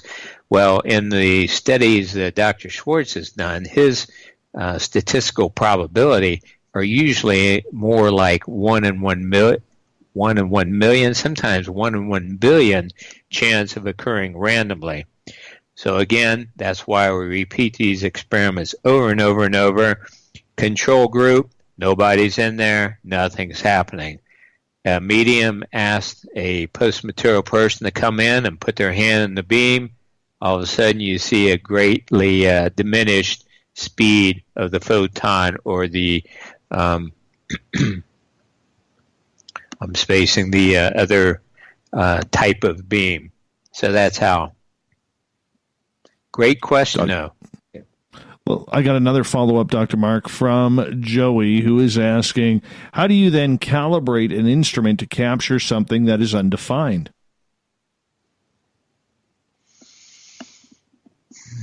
Well, it's not undefined, and each one of the, and again, excellent question. I hope that more people will be asking questions like this and considering the science behind it. So, in the different examples I gave, it's not undefined. In other words, slowing down a photon beam, measuring motion inside a motion-proof detector. Another one of the experiments is called the silicon photomultiplier chamber, which is basically a box within a box within a box inside the innermost. So it's a totally blackened environment. It's a $50,000 piece of equipment. And inside the innermost chamber is a very sensitive light sensor that has to be surrounded by a coolant, something like minus 35 degrees centigrade. This sensor can detect a single photon of light. So the control is nobody's near it, nobody's invited to go in, and it's just pure blackness. And then when the mediums will invite one of the post-material persons to enter or project their energy light into the chamber, and instantly a light beam appears. Then it would be asked to move from left to right. The light does, and this is all captured on video on the camera. Right to left, move out of the chamber, move back in the chamber. So this is a well-defined entity, which is light, and you can see it. The only thing was, it wasn't a commercializable device. It wasn't a practical device for creating for the masses, which is what the goal is with this. Likewise, measuring their sound, measuring their appearance, their electromagnetic field. So these are all well-defined properties of life, whether it's people on Earth or people elsewhere. Interesting. Good question. Let's get to Kevin's question. He is asking, Dr. Pitstick, do you think that with the use of something like a Faraday cage, you would be able to stop, trap, or just ground a person's spirit? Again, excellent question. You've got some good listeners here. And they're brilliant. They are very brilliant. Without experiments, there's many questions, but what we've discovered from multiple experiments is that the Faraday cage does not block the ability of post-material persons to have their signal captured. What it does is block the surrounding electromagnetic fields, again, from things like 110 outlets, fluorescent lights. I mean, some of these detecting technology are so sensitive. One, for example, that measured the speed of the photon beam, it was so sensitive it was picking up cars driving by in the parking lot outside. So that we have to introduce decreased vibration. We have to control temperature. There are all kinds of variables that have to be controlled by. But even with those different controls in place, we were still able to, time after time after time, demonstrate the difference between a control group, no participant control, nobody in the chamber, and then when someone is invited in the chamber, for example, Nikola Tesla, and asked to interact with this soul switch and to answer a series of questions, for example, putting their hand on top of the sensors to answer yes, and then not touching the device to answer no. So perhaps talking about these devices, we're pretty far into the show to not have discussed this, will help address some of the questions. Make sense? Sure. All right. Okay, I think, go ahead. Sorry. Right. So, yeah, the first device we've been referring to is called the soul switch. And like a light switch, it's an on or off, a binary indicator. Another example would be a key on your laptop. If you push the L key, for example, that's a yes for the L and a no for everything else. So that's what the most of the research has been done on so far, the binary indicator and multiple experiments getting yes, no answers from post-material persons using 3 different tests. One's called the personal identification test. So we ask a series of questions, 10 for which the answer should be no, 10 yes. So, for example, if we're dealing purportedly with Nikola Tesla, we would say, is your first name Nikola? The answer should be yes. Is your last name Pitstick? The answer should be no. Were you born in Croatia or wherever he was born? Yes, and so on. So when you see right now the results are about 80% accurate, and it just reflects the level of the technology. But when you see this time after time, it's a strong indicator that indeed you're dealing with Nikola Tesla. Again, keeping in mind that for every one of these sessions, there's a control session where there's nothing happening and you see this flat line. Then there's a test called cognitive understanding. Dr. Schwartz designed, because so many people are familiar with this I am not a robot test, when you sign on to a bank account or something. And so he designed, there are 20 slides, 10 of which are animals, 10 are vehicles. And then the computer will ask, both printed and verbally, is this a vehicle? So if it's a car, the answer should be yes. If it's a giraffe, the answer should be no. Again, very high accuracy, correct answers from that. So we have this series of questions that we use with this soul switch. Now, we're at the stage 2 now, which again definitively demonstrates the presence of spirit and that at least some post-material persons can communicate with us. We can't generalize that to everyone. With the stage 3 device, which will take about $2.5 million for a clean room, staff, etc., then we will have a 98% accurate device sufficiently miniaturized to create the second device, which is called the Soul Keyboard.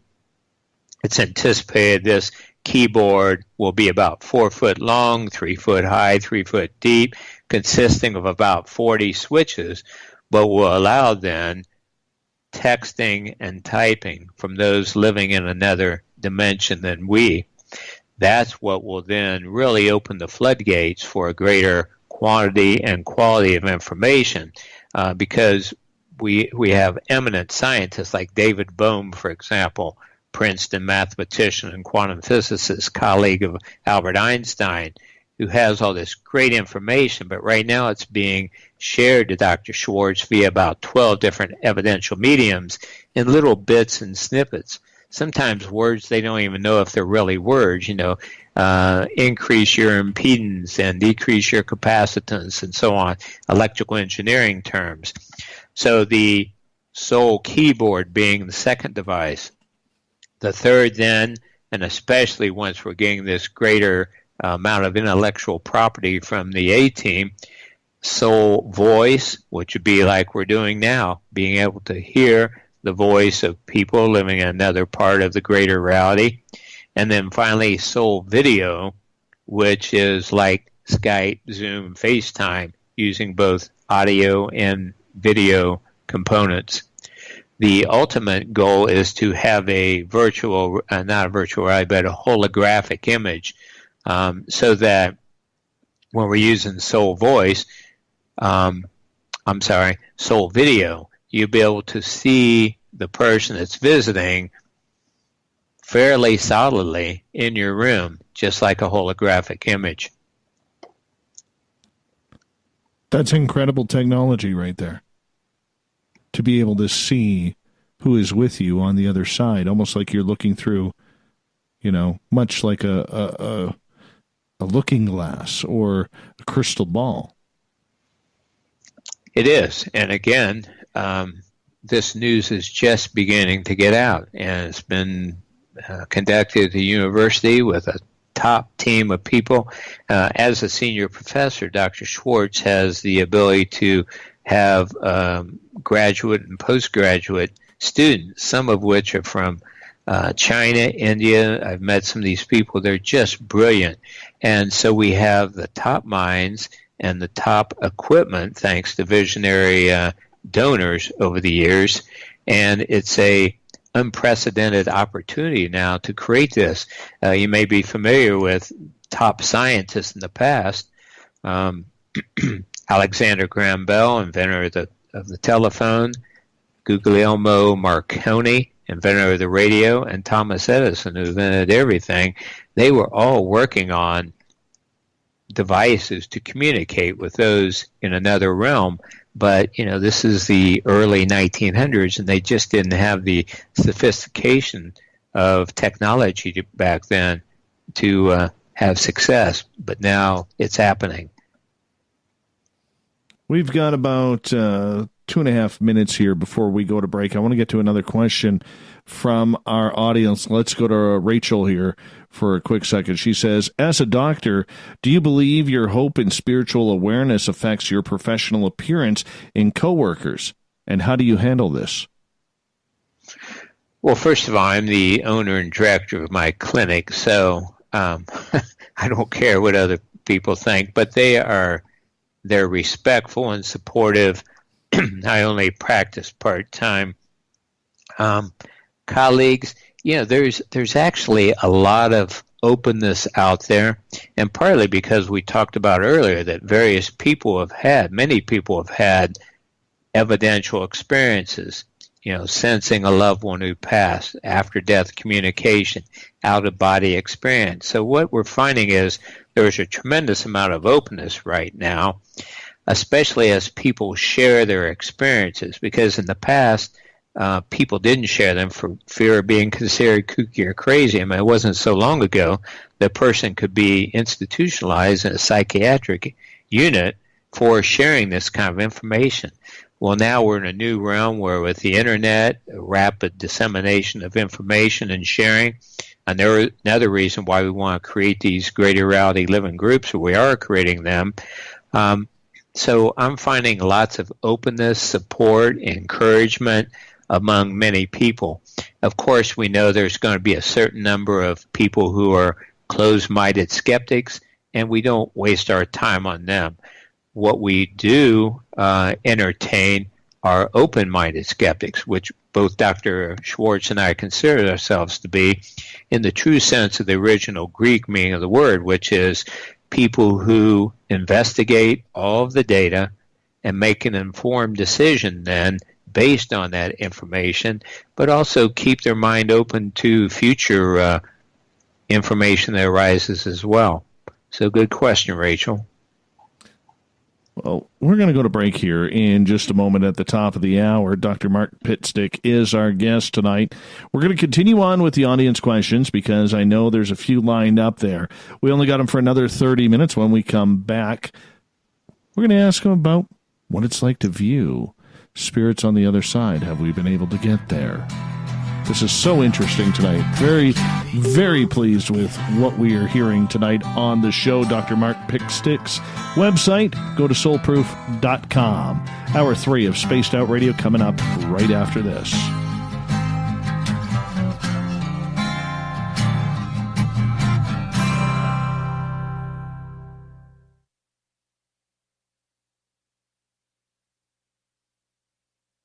Hello, this is your guitar man, Ron Bumblefoot Thaw, and I have to tell you, I love the response I get for Little Brother Is Watching from Spaced Out Radio fans. It's amazing how music can inspire and make people think deeper about what's going on in the supernatural world. You can head over to my website, BUMBLEFOOT.com, to check out my music, my guitar workshops, my touring, even check out some of the hot sauces that I'm working on. And make sure you keep on listening, because with Spaced Out Radio, you know Little Brother is watching. Heading to Vancouver and looking for a night on the town? The Moose Vancouver is the bar that never stops rocking until 2 a.m. every night. The Moose has great food with everything on the menu from $6.95 to $8.95. Fantastic, vibrant staff and rock and roll that will bring you back to when the music was real, the hair was long, and the guitars were rocking. Get your party on at the Moose Vancouver, the official party bar of Spaced Out Radio. We're adding to the entertainment online for Spaced Out Radio. I'm Amber Beckrud, and I want to invite you to subscribe to our YouTube channel and check out Cryptid Tales, where I will take you on a journey into some of the strangest legends and lore from around the world, relaying the stories to you of the strange creatures and experiences that people have had throughout time. You can find Cryptid Tales at youtube.com/Spaced Out Radio. And while you're there, don't forget to check out our free archives and leave a comment. See you there. Visit purpleplates.com today. For over 40 years, the Purple Energy Plates have been delivering amazing results for their many customers. Inspired by the great genius Nikola Tesla, the harmony, healing, and energetic effects of the plates have proven over and over to be beneficial and often miraculous to thousands of customers. Check their site for daily specials and choose from their many energy products. You won't be sorry. Visit them today at purpleplates.com. For the price of 1 cup of coffee a month, you can become an SOR Space Traveler. The Space Travelers Club is a place where you can interact with other listeners, either live during the show or on our great forum. We want your stories, pictures, comments, and ideas. You'll get live video streams, exclusive content, and be a part of our newsletter. Stay in touch with everything SOR. The Space Travelers Club is just $5 a month at spacedoutradio.com. At spacedoutradio.com, we have a little bit of everything for you to stay up late. So while you're there, check out our SOR Newswire, where our team brings you stories of the weird and strange to the WTF from around the globe. News on Bigfoot, UFOs, paranormal, Darwinian-type crime tales. It's the stories that the mainstream media usually won't touch. Well, we got them all on the SOR Newswire, only at spacedoutradio.com. We all know on Spaced Out Radio we love a good beard and mustache, so why not take care of your facial hair with Mighty Moose Beard Oil? Made in Canada, we're taking care of beards and stashes around the world. We use 100% natural ingredients with our oils and balms to make your whiskers feel silky smooth. Use promo code SOR2019 at MightyMooseBeard.com today.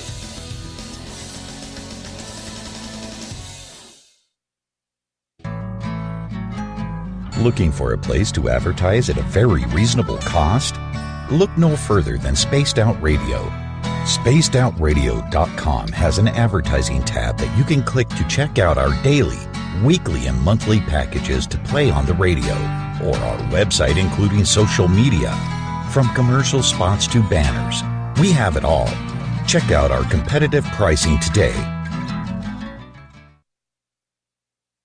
Coming soon to our website, spacedoutradio.com, is the SOR Space Travelers Club. For just $5 a month, you can get into a private area on our site where you can hang with other listeners in our chat room, post in our forum, and check out a bunch of exclusive content and store that won't be found anywhere else, including a nightly after-show party with Dave. It's going to be the best $5 a month you're going to spend. The SOR Space Travelers, only at spacedoutradio.com. The SOR Vault is open for business, and do we have some cool swag for you to pick up? All you have to do is head over to our website and click on the SOR Vault. You have a variety of cool logos to choose from, and put them on anything you want. T-shirts, hoodies, hats, coffee mugs, you name it, we can get it to you. So do your shopping by supporting the store you love. Get your Spaced Out Radio swag at the SOR Vault today.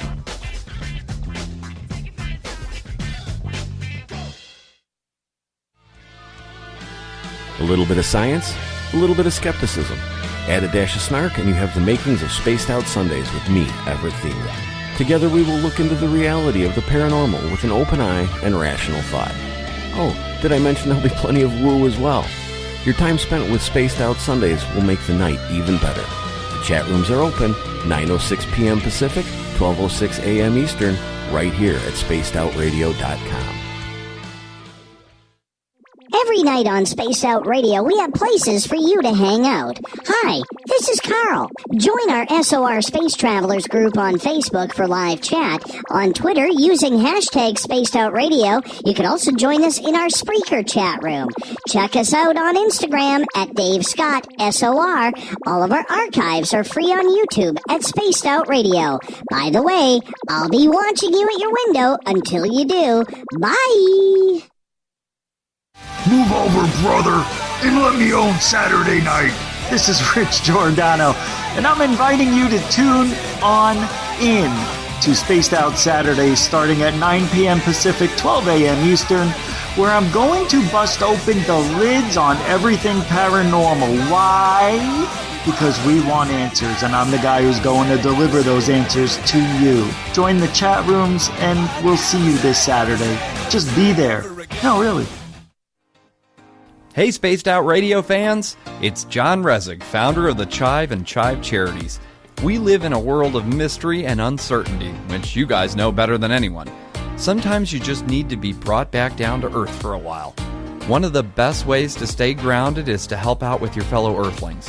And there's no more rewarding way to do that than to give through CHIVE Charities. Unlike many organizations, we don't necessarily aim to save the world, cure disease, or change the course of history.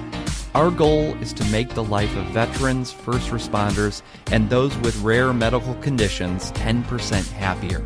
We do this by donating one grant item, ranging from vans to therapy programs to prosthetic limbs, to those who need it most. CHIVE Charities is nothing without our donors, an amazing group of underdogs helping underdogs. To contribute to Spaced Out Radio's official charity, head over to chivecharities.org and become a donor today. Would you like to connect with us? Head to spacedoutradio.com for all your latest show info. Now, back to Dave Scott and SOR. We're underway in the third and final hour of Spaced Out Radio tonight. I am your host, Dave Scott. Thanks for kicking off your week with us.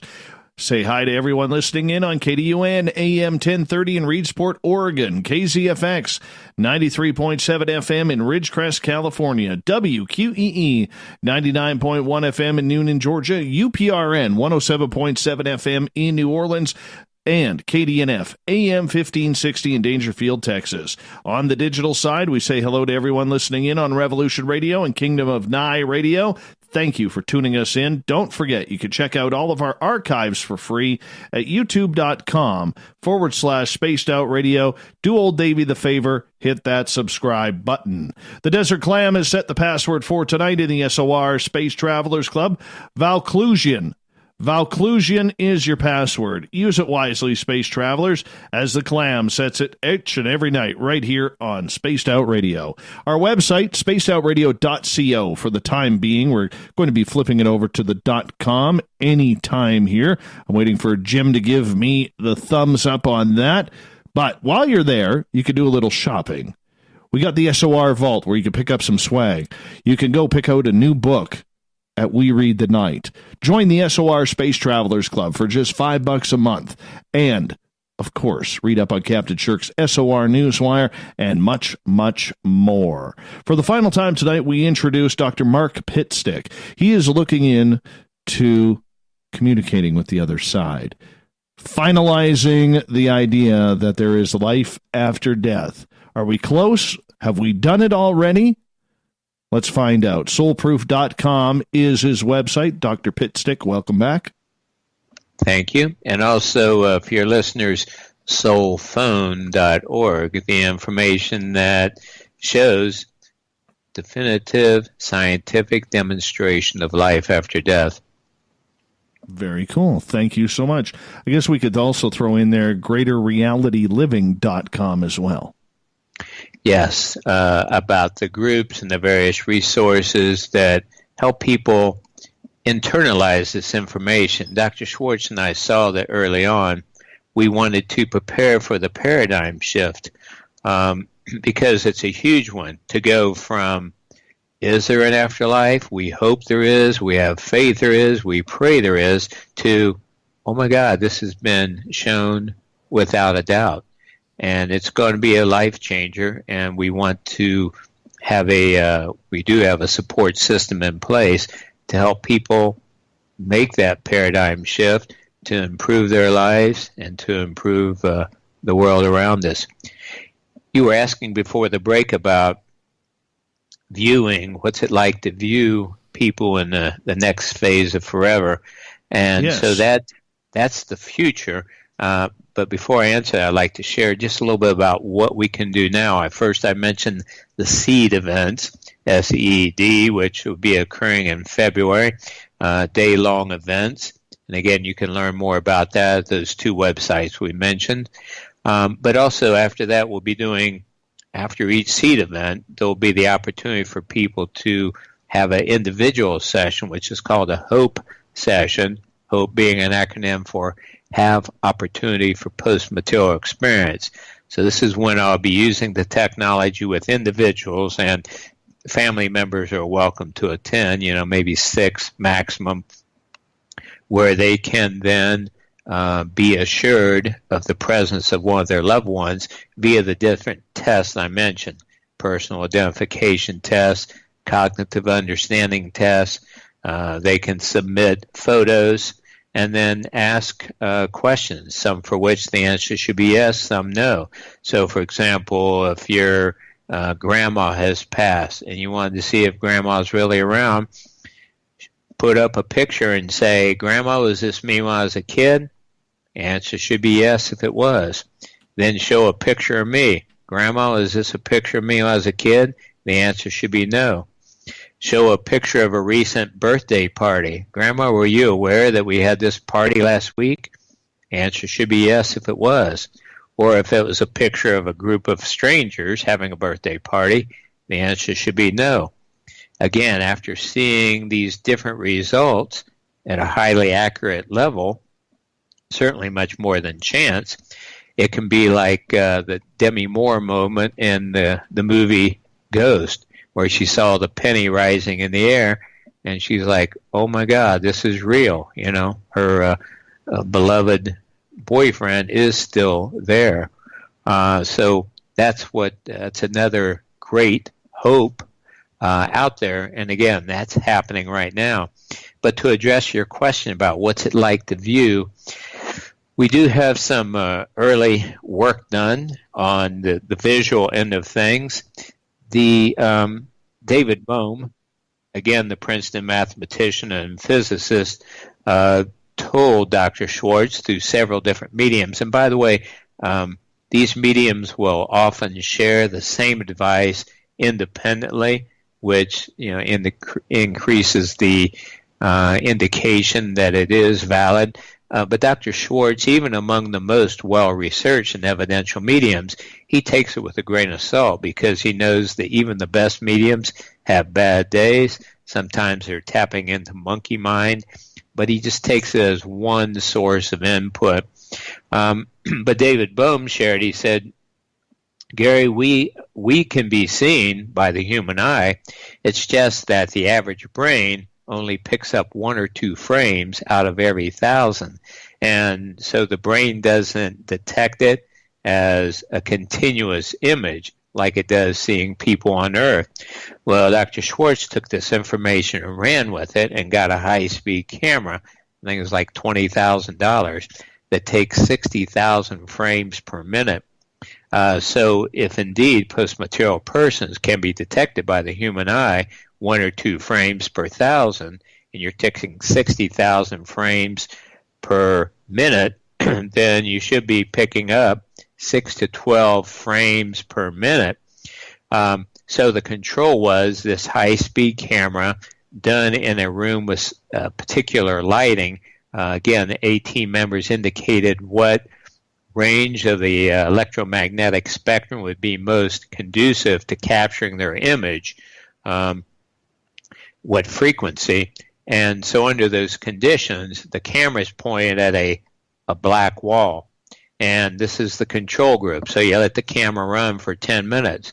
So you get, 600,000 frames, and the results are what you expect, pure blackness. Then, the evidential mediums asked the A-team member to stand in front of the camera and particularly move around so you can detect the motion. Then Dr. Schwartz had a software programmer create proprietary software that would detect anomalous frames, that is, different from pure blackness.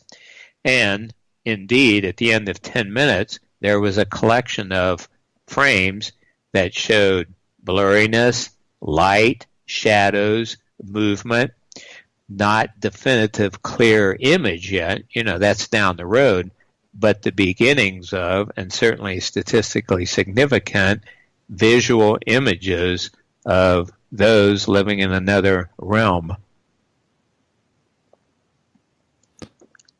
Are we able to see them when we look into that with that technology? Are we able to see them as what they look like on this side?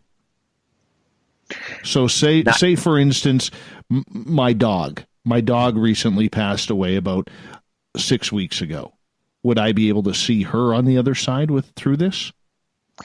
Eventually, that's expected. Right now, again, that's rudimentary. It's going to require a lot more research, but that's what's down the line, especially as, once we get the first device commercialized, we're selling licensing rights to companies to produce these, income from people who are using the different technology, then there will be the funds available for pursuing this sole video component.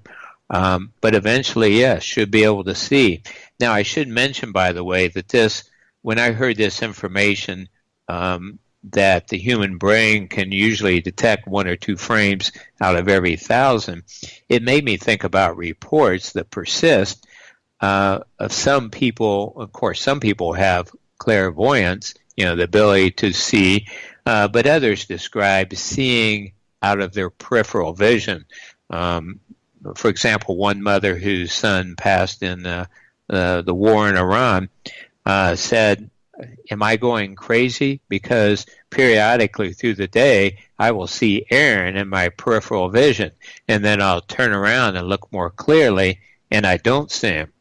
Well, my opinion of what's happening there is she was capturing that 1 or 2 frames per minute, and her brain wasn't totally looking at it, because remember we talked about how the brain judges, analyzes, evaluates, and filters out much of it. So it was capturing in the peripheral vision what was really there, but then when she would turn around to it, and the brain was like, "There's nothing there, it was your imagination," when in fact she was probably catching glimpses of Aaron. Interesting.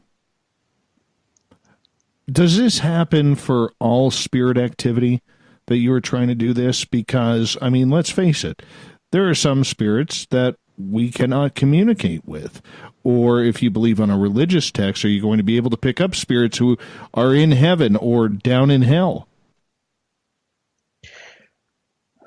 Awesome question again, Dave. And by the way, I hope your listeners appreciate what you're providing, this level of dialogue.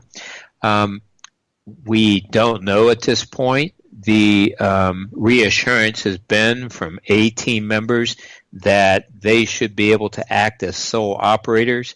Like I said, I'm 66 years old. When I was a kid, there were phone operators. You call operator, and you tell them the number you want to reach, and there is a physical place where they're plugging in wires to connect the call. Well, likewise, in the beginning of this technology, we'll have sole operators, so that we can, for example, for these hope sessions, we can't assume that a post-material person will just be there at a moment's notice. So we will make appointments beforehand, just like you make an appointment with a physician or anyone else, through the sole operator. Will you be able to be present on this day at this time for this visit? And for people who may be living far away, or those, for example, who passed on quite a while ago and didn't know how to type, will be assisted once we get the sole keyboard. So right now we know that at least some post-material persons can communicate with us and are interested in doing so. Is that a generalizable condition? We don't know, but we're going to find out as we expand our outreaches with, quote, ordinary people who weren't, top inventors and scientists while they were on Earth. We've only got about 8 minutes left with you tonight, and this show is flown on by. When it comes to proving life after death, you made a comment during the break that you believe that it already has been proven, yet the mainstream really hasn't accepted that. How do you get the mainstream, whether it's science, whether it's media, or people in general, to start buying into this, that you don't have to worry about when you die because it does continue on, and we've proven it scientifically? Mm-hmm. We're in the process of it right now. We laugh sometimes. We feel like the people who discovered the world wasn't flat in the 1400s. And we think, how long did it take for the rest of the people, to know that? How long after the world was proven to be round were there still people going, careful, don't go out there too far on that ocean. You might go over the edge. That's why we were building all this infrastructure. I just started doing media outreaches in the last month. That's why Dr. Schwartz has one scientific journal, Explore, that is publishing, and hopefully another soon, Nature. That's why a series of university-based presentations by him. His next book, which is entitled Extraordinary Claims Require Extraordinary Evidence, which is based on a statement by Carl Sagan, Ph.D., and the seed events, the hope sessions.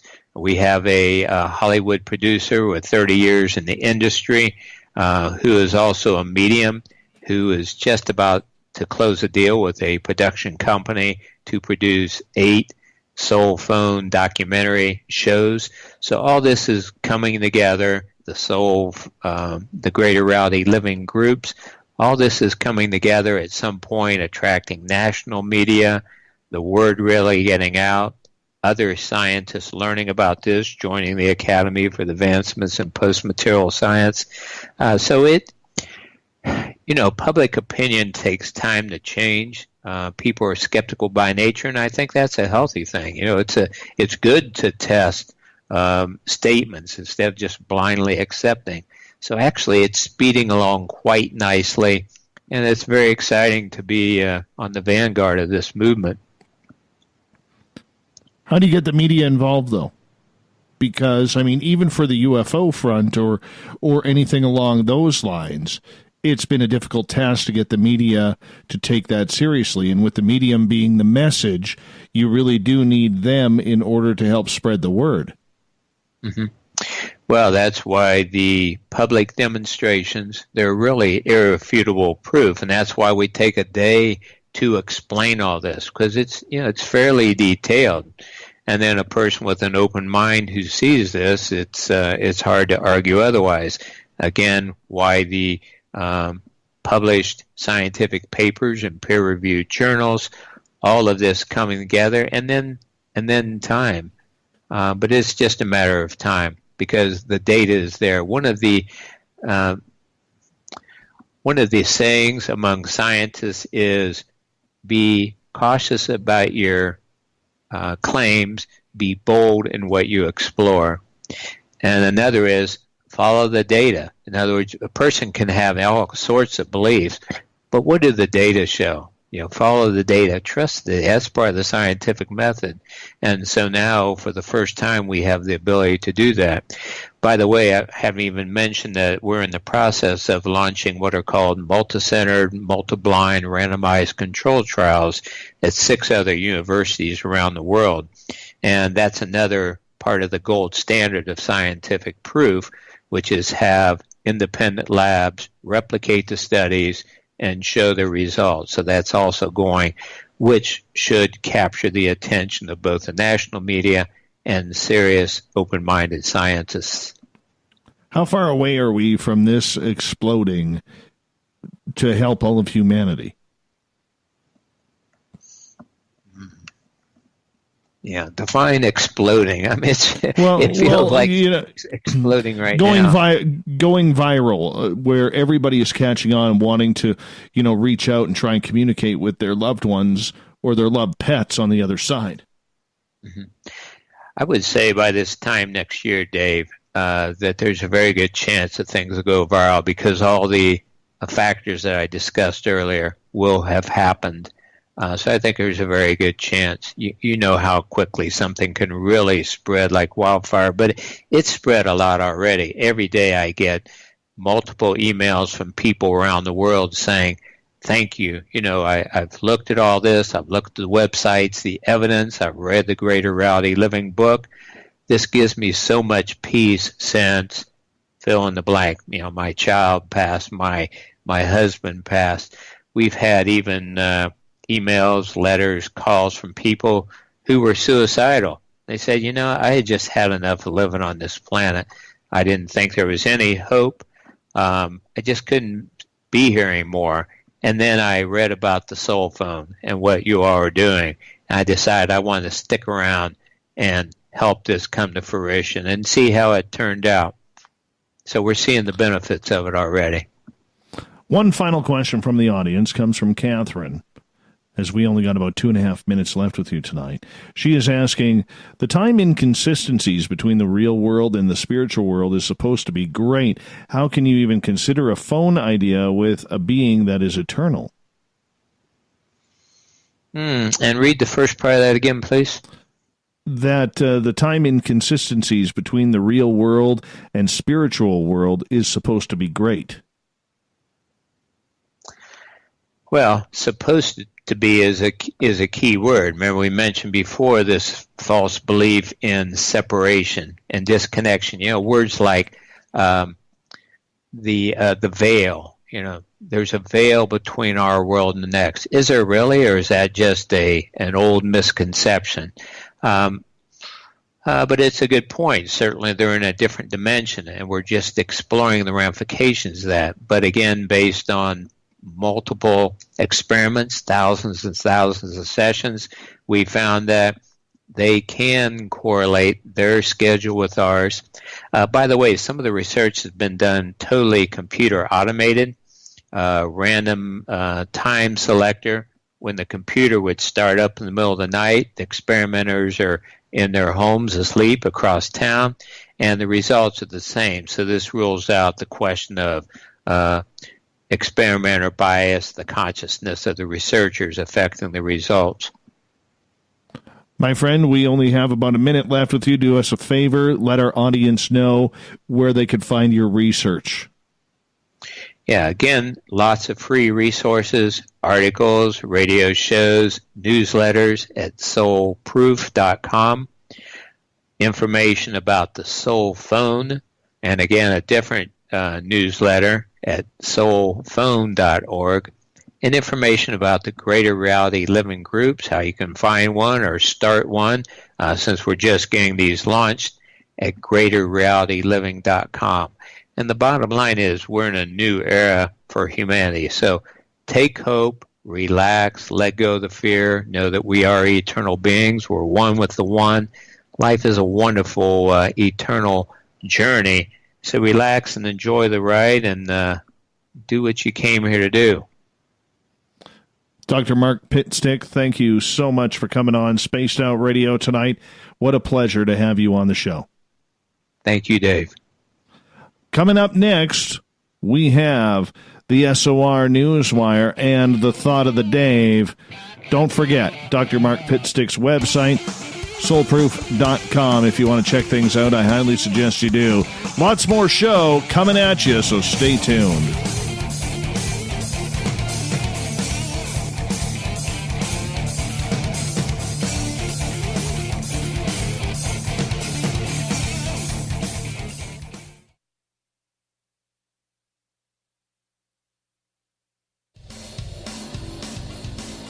We all know on Spaced Out Radio we love a good beard and mustache, so why not take care of your facial hair with Mighty Moose Beard Oil?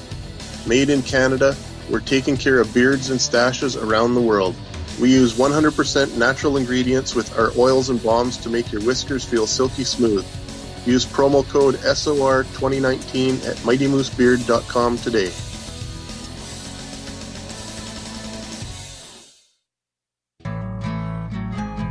Looking for a place to advertise at a very reasonable cost? Look no further than Spaced Out Radio. SpacedOutRadio.com has an advertising tab that you can click to check out our daily, weekly, and monthly packages to play on the radio, or our website including social media. From commercial spots to banners, we have it all. Check out our competitive pricing today. Heading to Vancouver and looking for a night on the town? The Moose Vancouver is the bar that never stops rocking until 2 a.m. every night. The Moose has great food with everything on the menu from $6.95 to $8.95. Fantastic, vibrant staff and rock and roll that will bring you back to when the music was real, the hair was long, and the guitars were rockin'. Get your party on at the Moose Vancouver, the official party bar of Spaced Out Radio. You wanted new SOR gear, and now you can have it. The SOR Vault is fully stocked with t-shirts, hats, hoodies, mugs, and everything in between with great logos for you to choose from. So head on over to spacedoutradio.com, click on the SOR Vault, and go shopping. Pricing is quite affordable, and you can look good representing your favorite show. So go to our website and pick up your new SOR wear at the SOR Vault today. Move over, brother, and let me own Saturday night. This is Rich Giordano, and I'm inviting you to tune on in to Spaced Out Saturdays starting at 9 p.m. Pacific, 12 a.m. Eastern, where I'm going to bust open the lids on everything paranormal. Why? Because we want answers, and I'm the guy who's going to deliver those answers to you. Join the chat rooms, and we'll see you this Saturday. Just be there. No, really. We're adding to the entertainment online for Spaced Out Radio.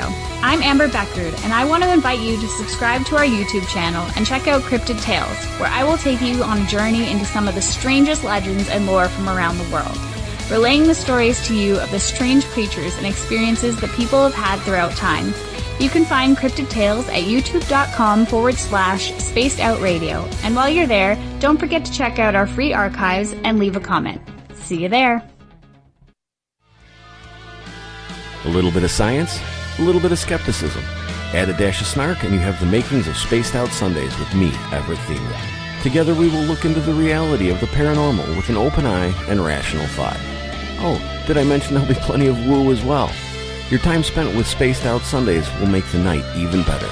The chat rooms are open, 9:06 p.m. Pacific, 12:06 a.m. Eastern, right here at spacedoutradio.com.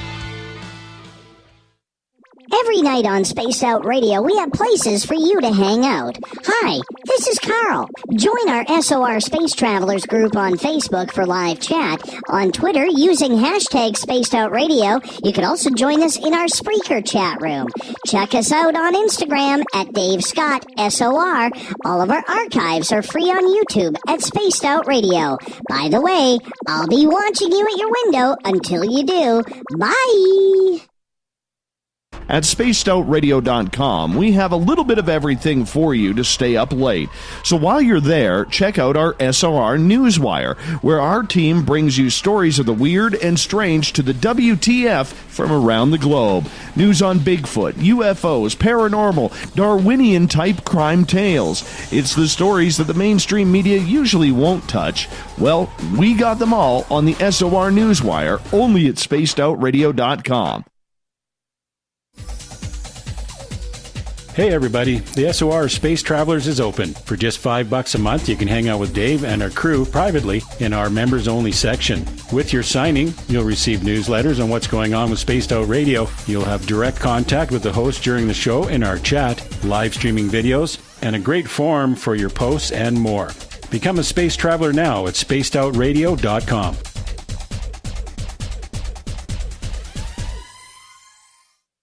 Hello, this is your guitar man, Ron Bumblefoot Thal, and I have to tell you, I love the response I get for Little Brother is Watching from Spaced Out Radio fans. It's amazing how music can inspire and make people think deeper about what's going on in the supernatural world. You can head over to my website, BUMBLEFOOT.com, to check out my music, my guitar workshops, my touring, even check out some of the hot sauces that I'm working on. And make sure you keep on listening, because with Spaced Out Radio, you know Little Brother is watching. John Resig here, founder of CHIVE Charities. And just like you, we have a penchant for the uncommon, the overlooked, and the off-the-cuff. CHIVE Charities operates a bit differently than most organizations.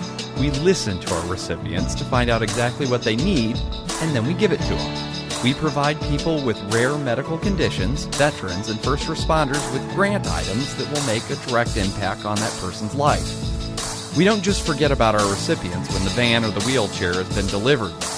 Our recipients are part of our CHIVE Charities family for life. By becoming a donor with us, you could be a part of that family too. And our listeners of Spaced Out Radio know that thinking differently can be a very good thing. To get to know some of our recipients and to support Spaced Out Radio's official charity, head over to chivecharities.org and start making a real difference today.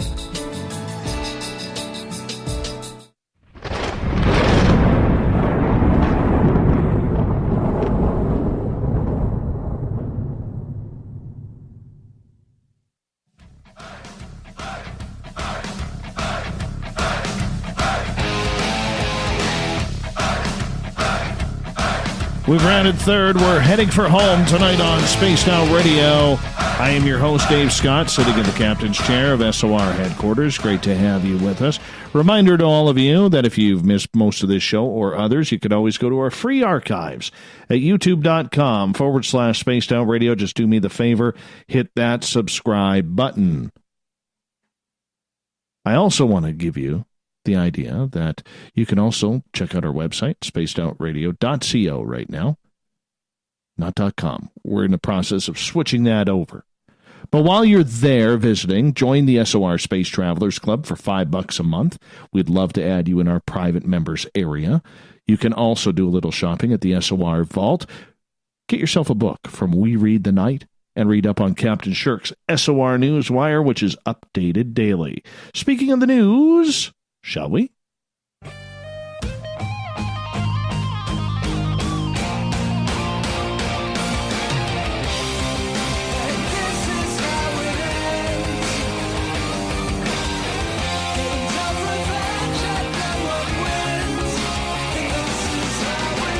The news is always changing, which is why we bring you the SOR Newswire at the back end of every show, where we get to the weird, the strange, sometimes awesome stories like this one. Former Pittsburgh Steelers running back D'Angelo Williams is now dedicating his fight against breast cancer. The star running back, who played college football at the University of Memphis, started covering the cost of mammogram screening for women in 2015 through his nonprofit organization, the D'Angelo Williams Foundation. Since then, the foundation has covered the cost of over 500 mammograms at hospitals located in Pittsburgh, Pennsylvania, Memphis, Tennessee, Jonesboro, Arkansas, and Charlotte, North Carolina. Williams is a staunch supporter of breast cancer awareness. In 2014, his mother, Sandra, died from the disease when she was just 53 years old. Williams also lost 4 aunts to the disease, all before the age of 50. Definitely something that hits right at home for him. So, Williams began sponsoring free mammogram screening in honor of his mother through the 53 Strong for Sandra program. At each event, the foundation sponsors 53 mammograms. The foundation eventually hopes to host free mammogram screening in every state due to this fantastic cause. My mother is a breast cancer survivor. It is a disease that is horrific. You know what? I'm still surprised, not to sound a little tinfoilish, okay? But after the billions upon billions of dollars that has been put into and raised for breast cancer awareness, how come we're no closer to a cure? Isn't it time? Yeah. Good for him, though. Very good for him. Okay, Zach Bagans is doing something extremely creepy here. Yeah. He wants to get the brain of John Wayne Gacy. Yeah. How gross is that? says he could sense the evil that consumed the serial killer. The Ghost Adventures star says he held Gacy's brain in his hands during a recent trip to Chicago, where the home of the late serial killer is, and forensic psychiatrist Dr. Helen Morrison. She keeps the organ, which is preserved in a container in her basement. Gacy, infamously known as the Killer Clown, was executed back in 1994 after being convicted of 33 murders of young men and boys during the 70s, burying most of the bodies in the crawl space under his Chicago area home. Now, Zach goes on to say he will never ever forget what he felt as he cradled Gacy's brain in the palm of his hand. Pure evil, Bagan said. He was shaking. It was spooky. Serial killers are kind of Zach's thing. He gets a ton of Charles Manson items in his haunted museum. He made a play for Dr. Morrison to sell him the brain, but she turned him down flat. Dr. Morrison has owned the brain ever since it was sliced up during Gacy's autopsy and claims she feels his spirit following her. And that's exactly why Zach wants to buy it and do further research at his haunted museum. Zach's not the only celebrity interested in Gacy's brain. Khloe Kardashian once played with it on a reality show, but only Zach is crazy enough to actually want to bring a piece of Gacy home. That's a sick idea. Sick idea even for him. We're messing up the Earth, and any far-out ideas of colonizing another orb when we're done with our own could be wishful thinking. That's according to Michael Mayer, an astrophysicist who was a co-recipient of the Nobel Prize in Physics this year for discovering the first planet orbiting a sun-like star outside our solar system. If we are talking about exoplanets, things should be clear. We will not migrate there, he went on to say to the media. He says that he felt the need to kill all the statements that say, okay, we will go to a livable planet if one day life is not possible on Earth. All of the known exoplanets, or planets outside our solar system, are too far away to feasibly travel to, he said. Even in the very optimistic case of a livable planet that is not too far, say a few dozen light years, which is not a lot, it's in the neighborhood that the time to go there is considerable. He's just not a happy guy. Somebody definitely put salt in his coffee this morning. Okay, in one of those studies, and I know this is a personal opinion, one of those studies that just seems like a waste of money. Well, apparently, there's a study going on to try and recreate dinosaur breath. We're wasting money on this, people. Yeah.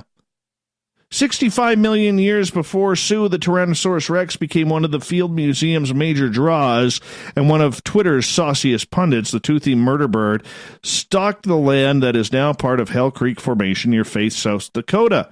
Hell Creek has yielded scores of fossils that have helped scientists sharpen their picture of the distant past.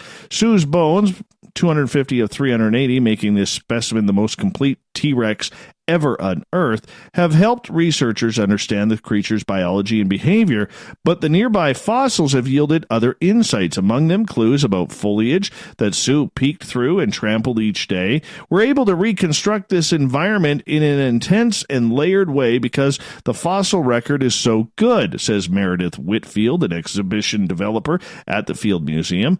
As of this month, one of those layers involves a whiff of what the Cretaceous may have smelled like. When the museum set out to reimagine Sue's display, which reopened in 2018 after relocating from the main hall to the second floor gallery, the goal was to make people feel as much as possible if Sue is in the room. Whitfield says, according the new exhibition engages several senses.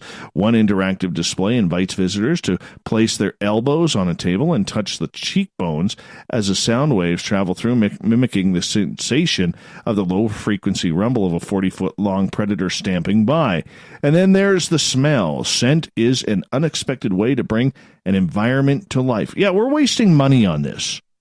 Okay, like I'm cool with the T-Rex bones and everything. That's fantastic. Okay, keep uncovering them. We need to learn more about our history on this planet. But we're putting money into trying to find out what their breath smelled like? What is the purpose of this? To me, those dollars could be put to much better use, don't you think? Think cougars on treadmills, people. $300,000 a couple years ago. A grant for $300,000 for cougars on treadmills, and now we're wasting money on what was the breath smelling like of a Tyrannosaurus Rex?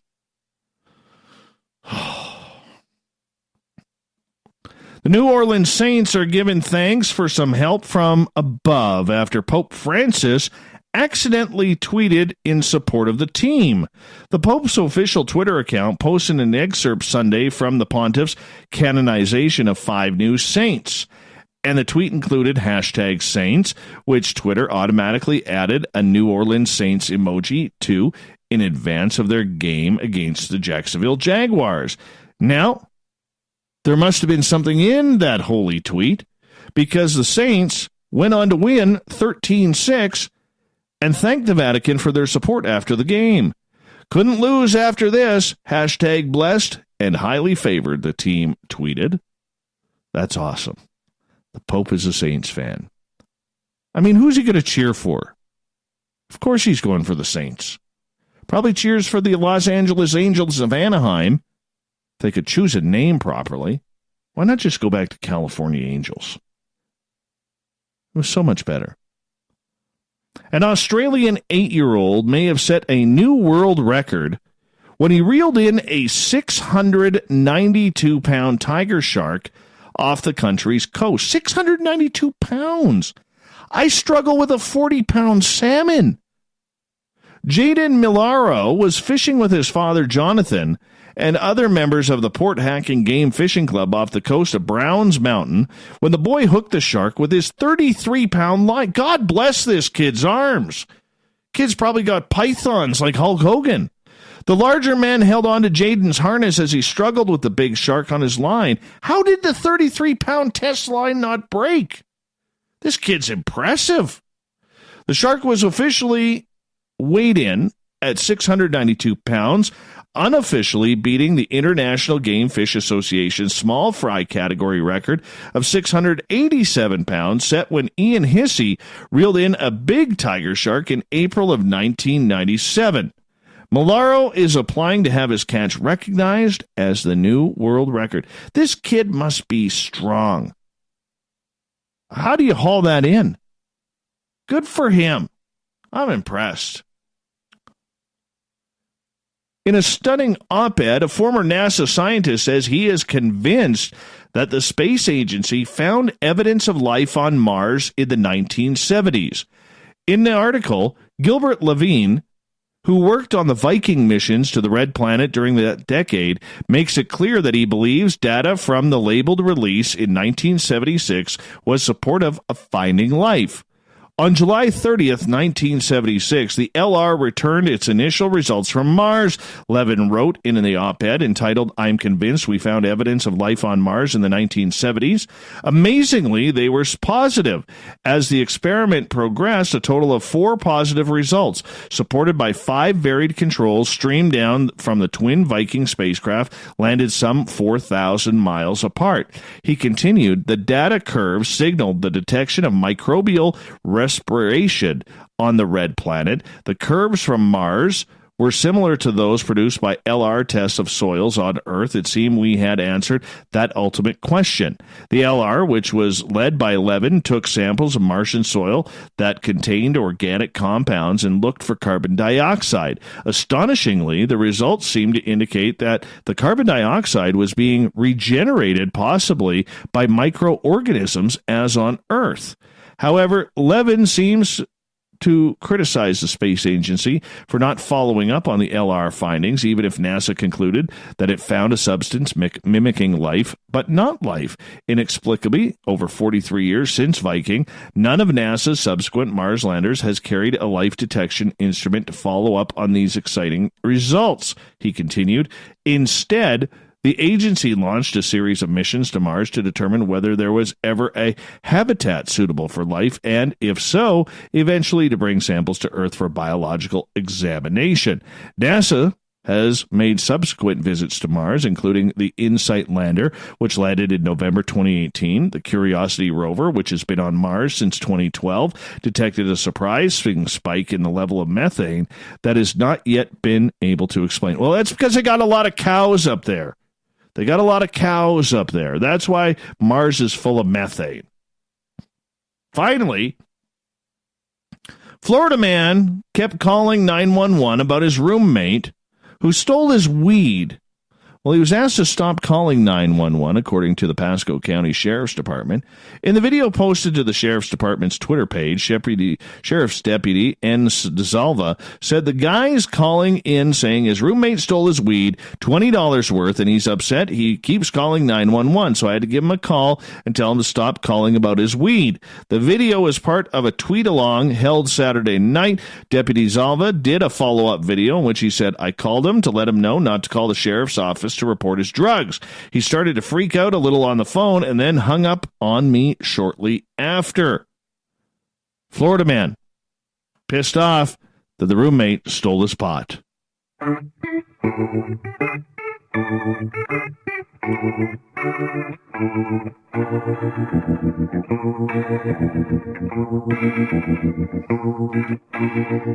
Thought of the Dave happens every night at this time as we ask a question on our Facebook and Twitter pages and then read your responses on the air. Yeah, because we love the audience participation around here. Today's Thought of the Dave is as follows. Oh, where'd it go here? It jumped off my screen. Son of a... Well, let's try and find it this way.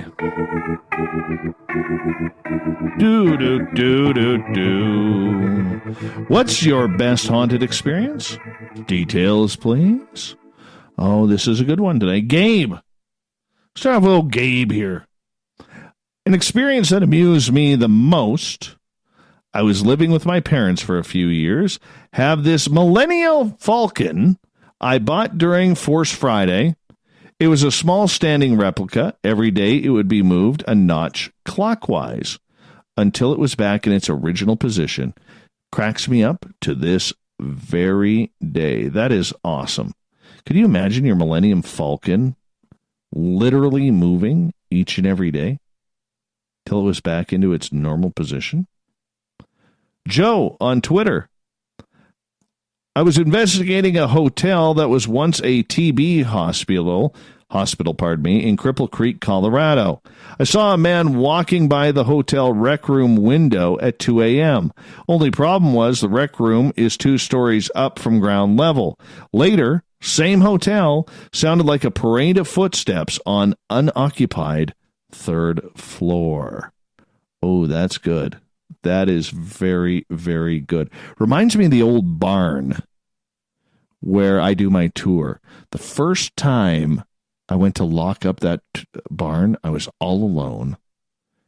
And I went to the door that led to the stairs up. I said, I'm locking up the doors here. If anybody's out, you got to come on running down. And there was the running of feet on the floor upstairs and then down the stairs towards me.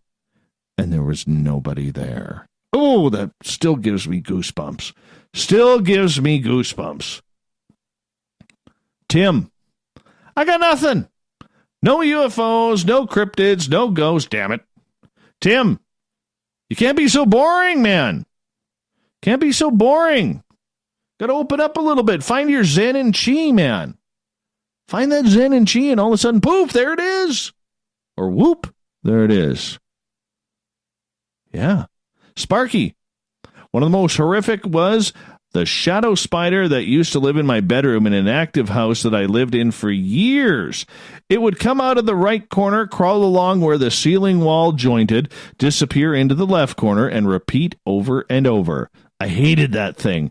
No smudging or whatever. I tried to get rid of it. I have always wondered if it still lives in that house. Thank goodness it did not follow me when I moved. And yes, I told it not to, and also told the other ghosts in the house they could not come with me, and please be nice to the new owners. Well, that's nice of you, Sparks. V.E. I went to a house that 2 girls took me to. The woman died, and it was left like that the day she died. They told me not to steal or take anything. We looked a few times around there, not sure who owned the house, but respect to her and the house and the family, but strange to go in there. The place was creepy. Heather: had many, but I know now why dragonflies have a spiritual meaning. Early morning hours, I woke up and saw a very costumed-up circus lady holding an apricot poodle over my headboard. I didn't move. I just watched. Finally, when I did, she turned into a silver dragonfly and went into the spare room. I still wear silver dragonfly jewelry to this day. Many people collect dragonfly things. Makes me wonder if there is a connection. Kevin: Dave, to me, it wasn't seeing a ghostly apparition capturing a clear EVP or even witnessing something move on its own. It was being in a room alone and suddenly realizing you are not alone.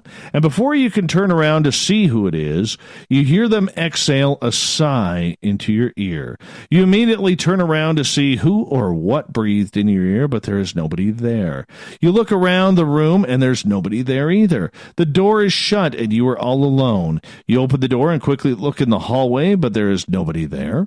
You step back into the room, closing the door behind you. Look all around, behind the furniture, even though you know someone couldn't fit back there, but you check anyways. You stand there for a moment after the adrenaline from the shock is wearing off. In a quiet room, all you can hear is the sound of your breathing. It is still a little fast. Realizing what just occurred, you get out of that room. Nikki gets the final word tonight. My favorite memories are of the female ghost who would sing me to sleep when I was 4, 5, and 6 years old. That is awesome. That is your thought of the day. Thank you for everybody playing along. We will do it again tomorrow. Big thanks for Captain Shirk putting together a stellar news lineup, which can be found on our website. And, of course, to Dr. Mark Pitstick for coming in talking about death and what lies ahead for each and every one of us. We got Mr. Ron Bumblefoot THAL rocking in the background with Little Brother Is Watching. Bumblefoot is the official music of Spaced Out Radio, rocking us in and out of every single show. Get your horns up for the guitar god himself. A special thanks to everybody listening in at home, at work, in your cars, wherever you may be, everybody in our chat rooms, the SOR Space Travelers on Facebook, Spreaker, Revolution Radio, and hashtag Spaced Out Radio on Twitter. Remember, this show is copyright by Spaced Out Radio and SOR Media Ventures Limited. Thank you so much for choosing to kick off your week with us, because together, my friends, we own the night. Mr. Bumblefoot, we need a favor. We need you to take us home.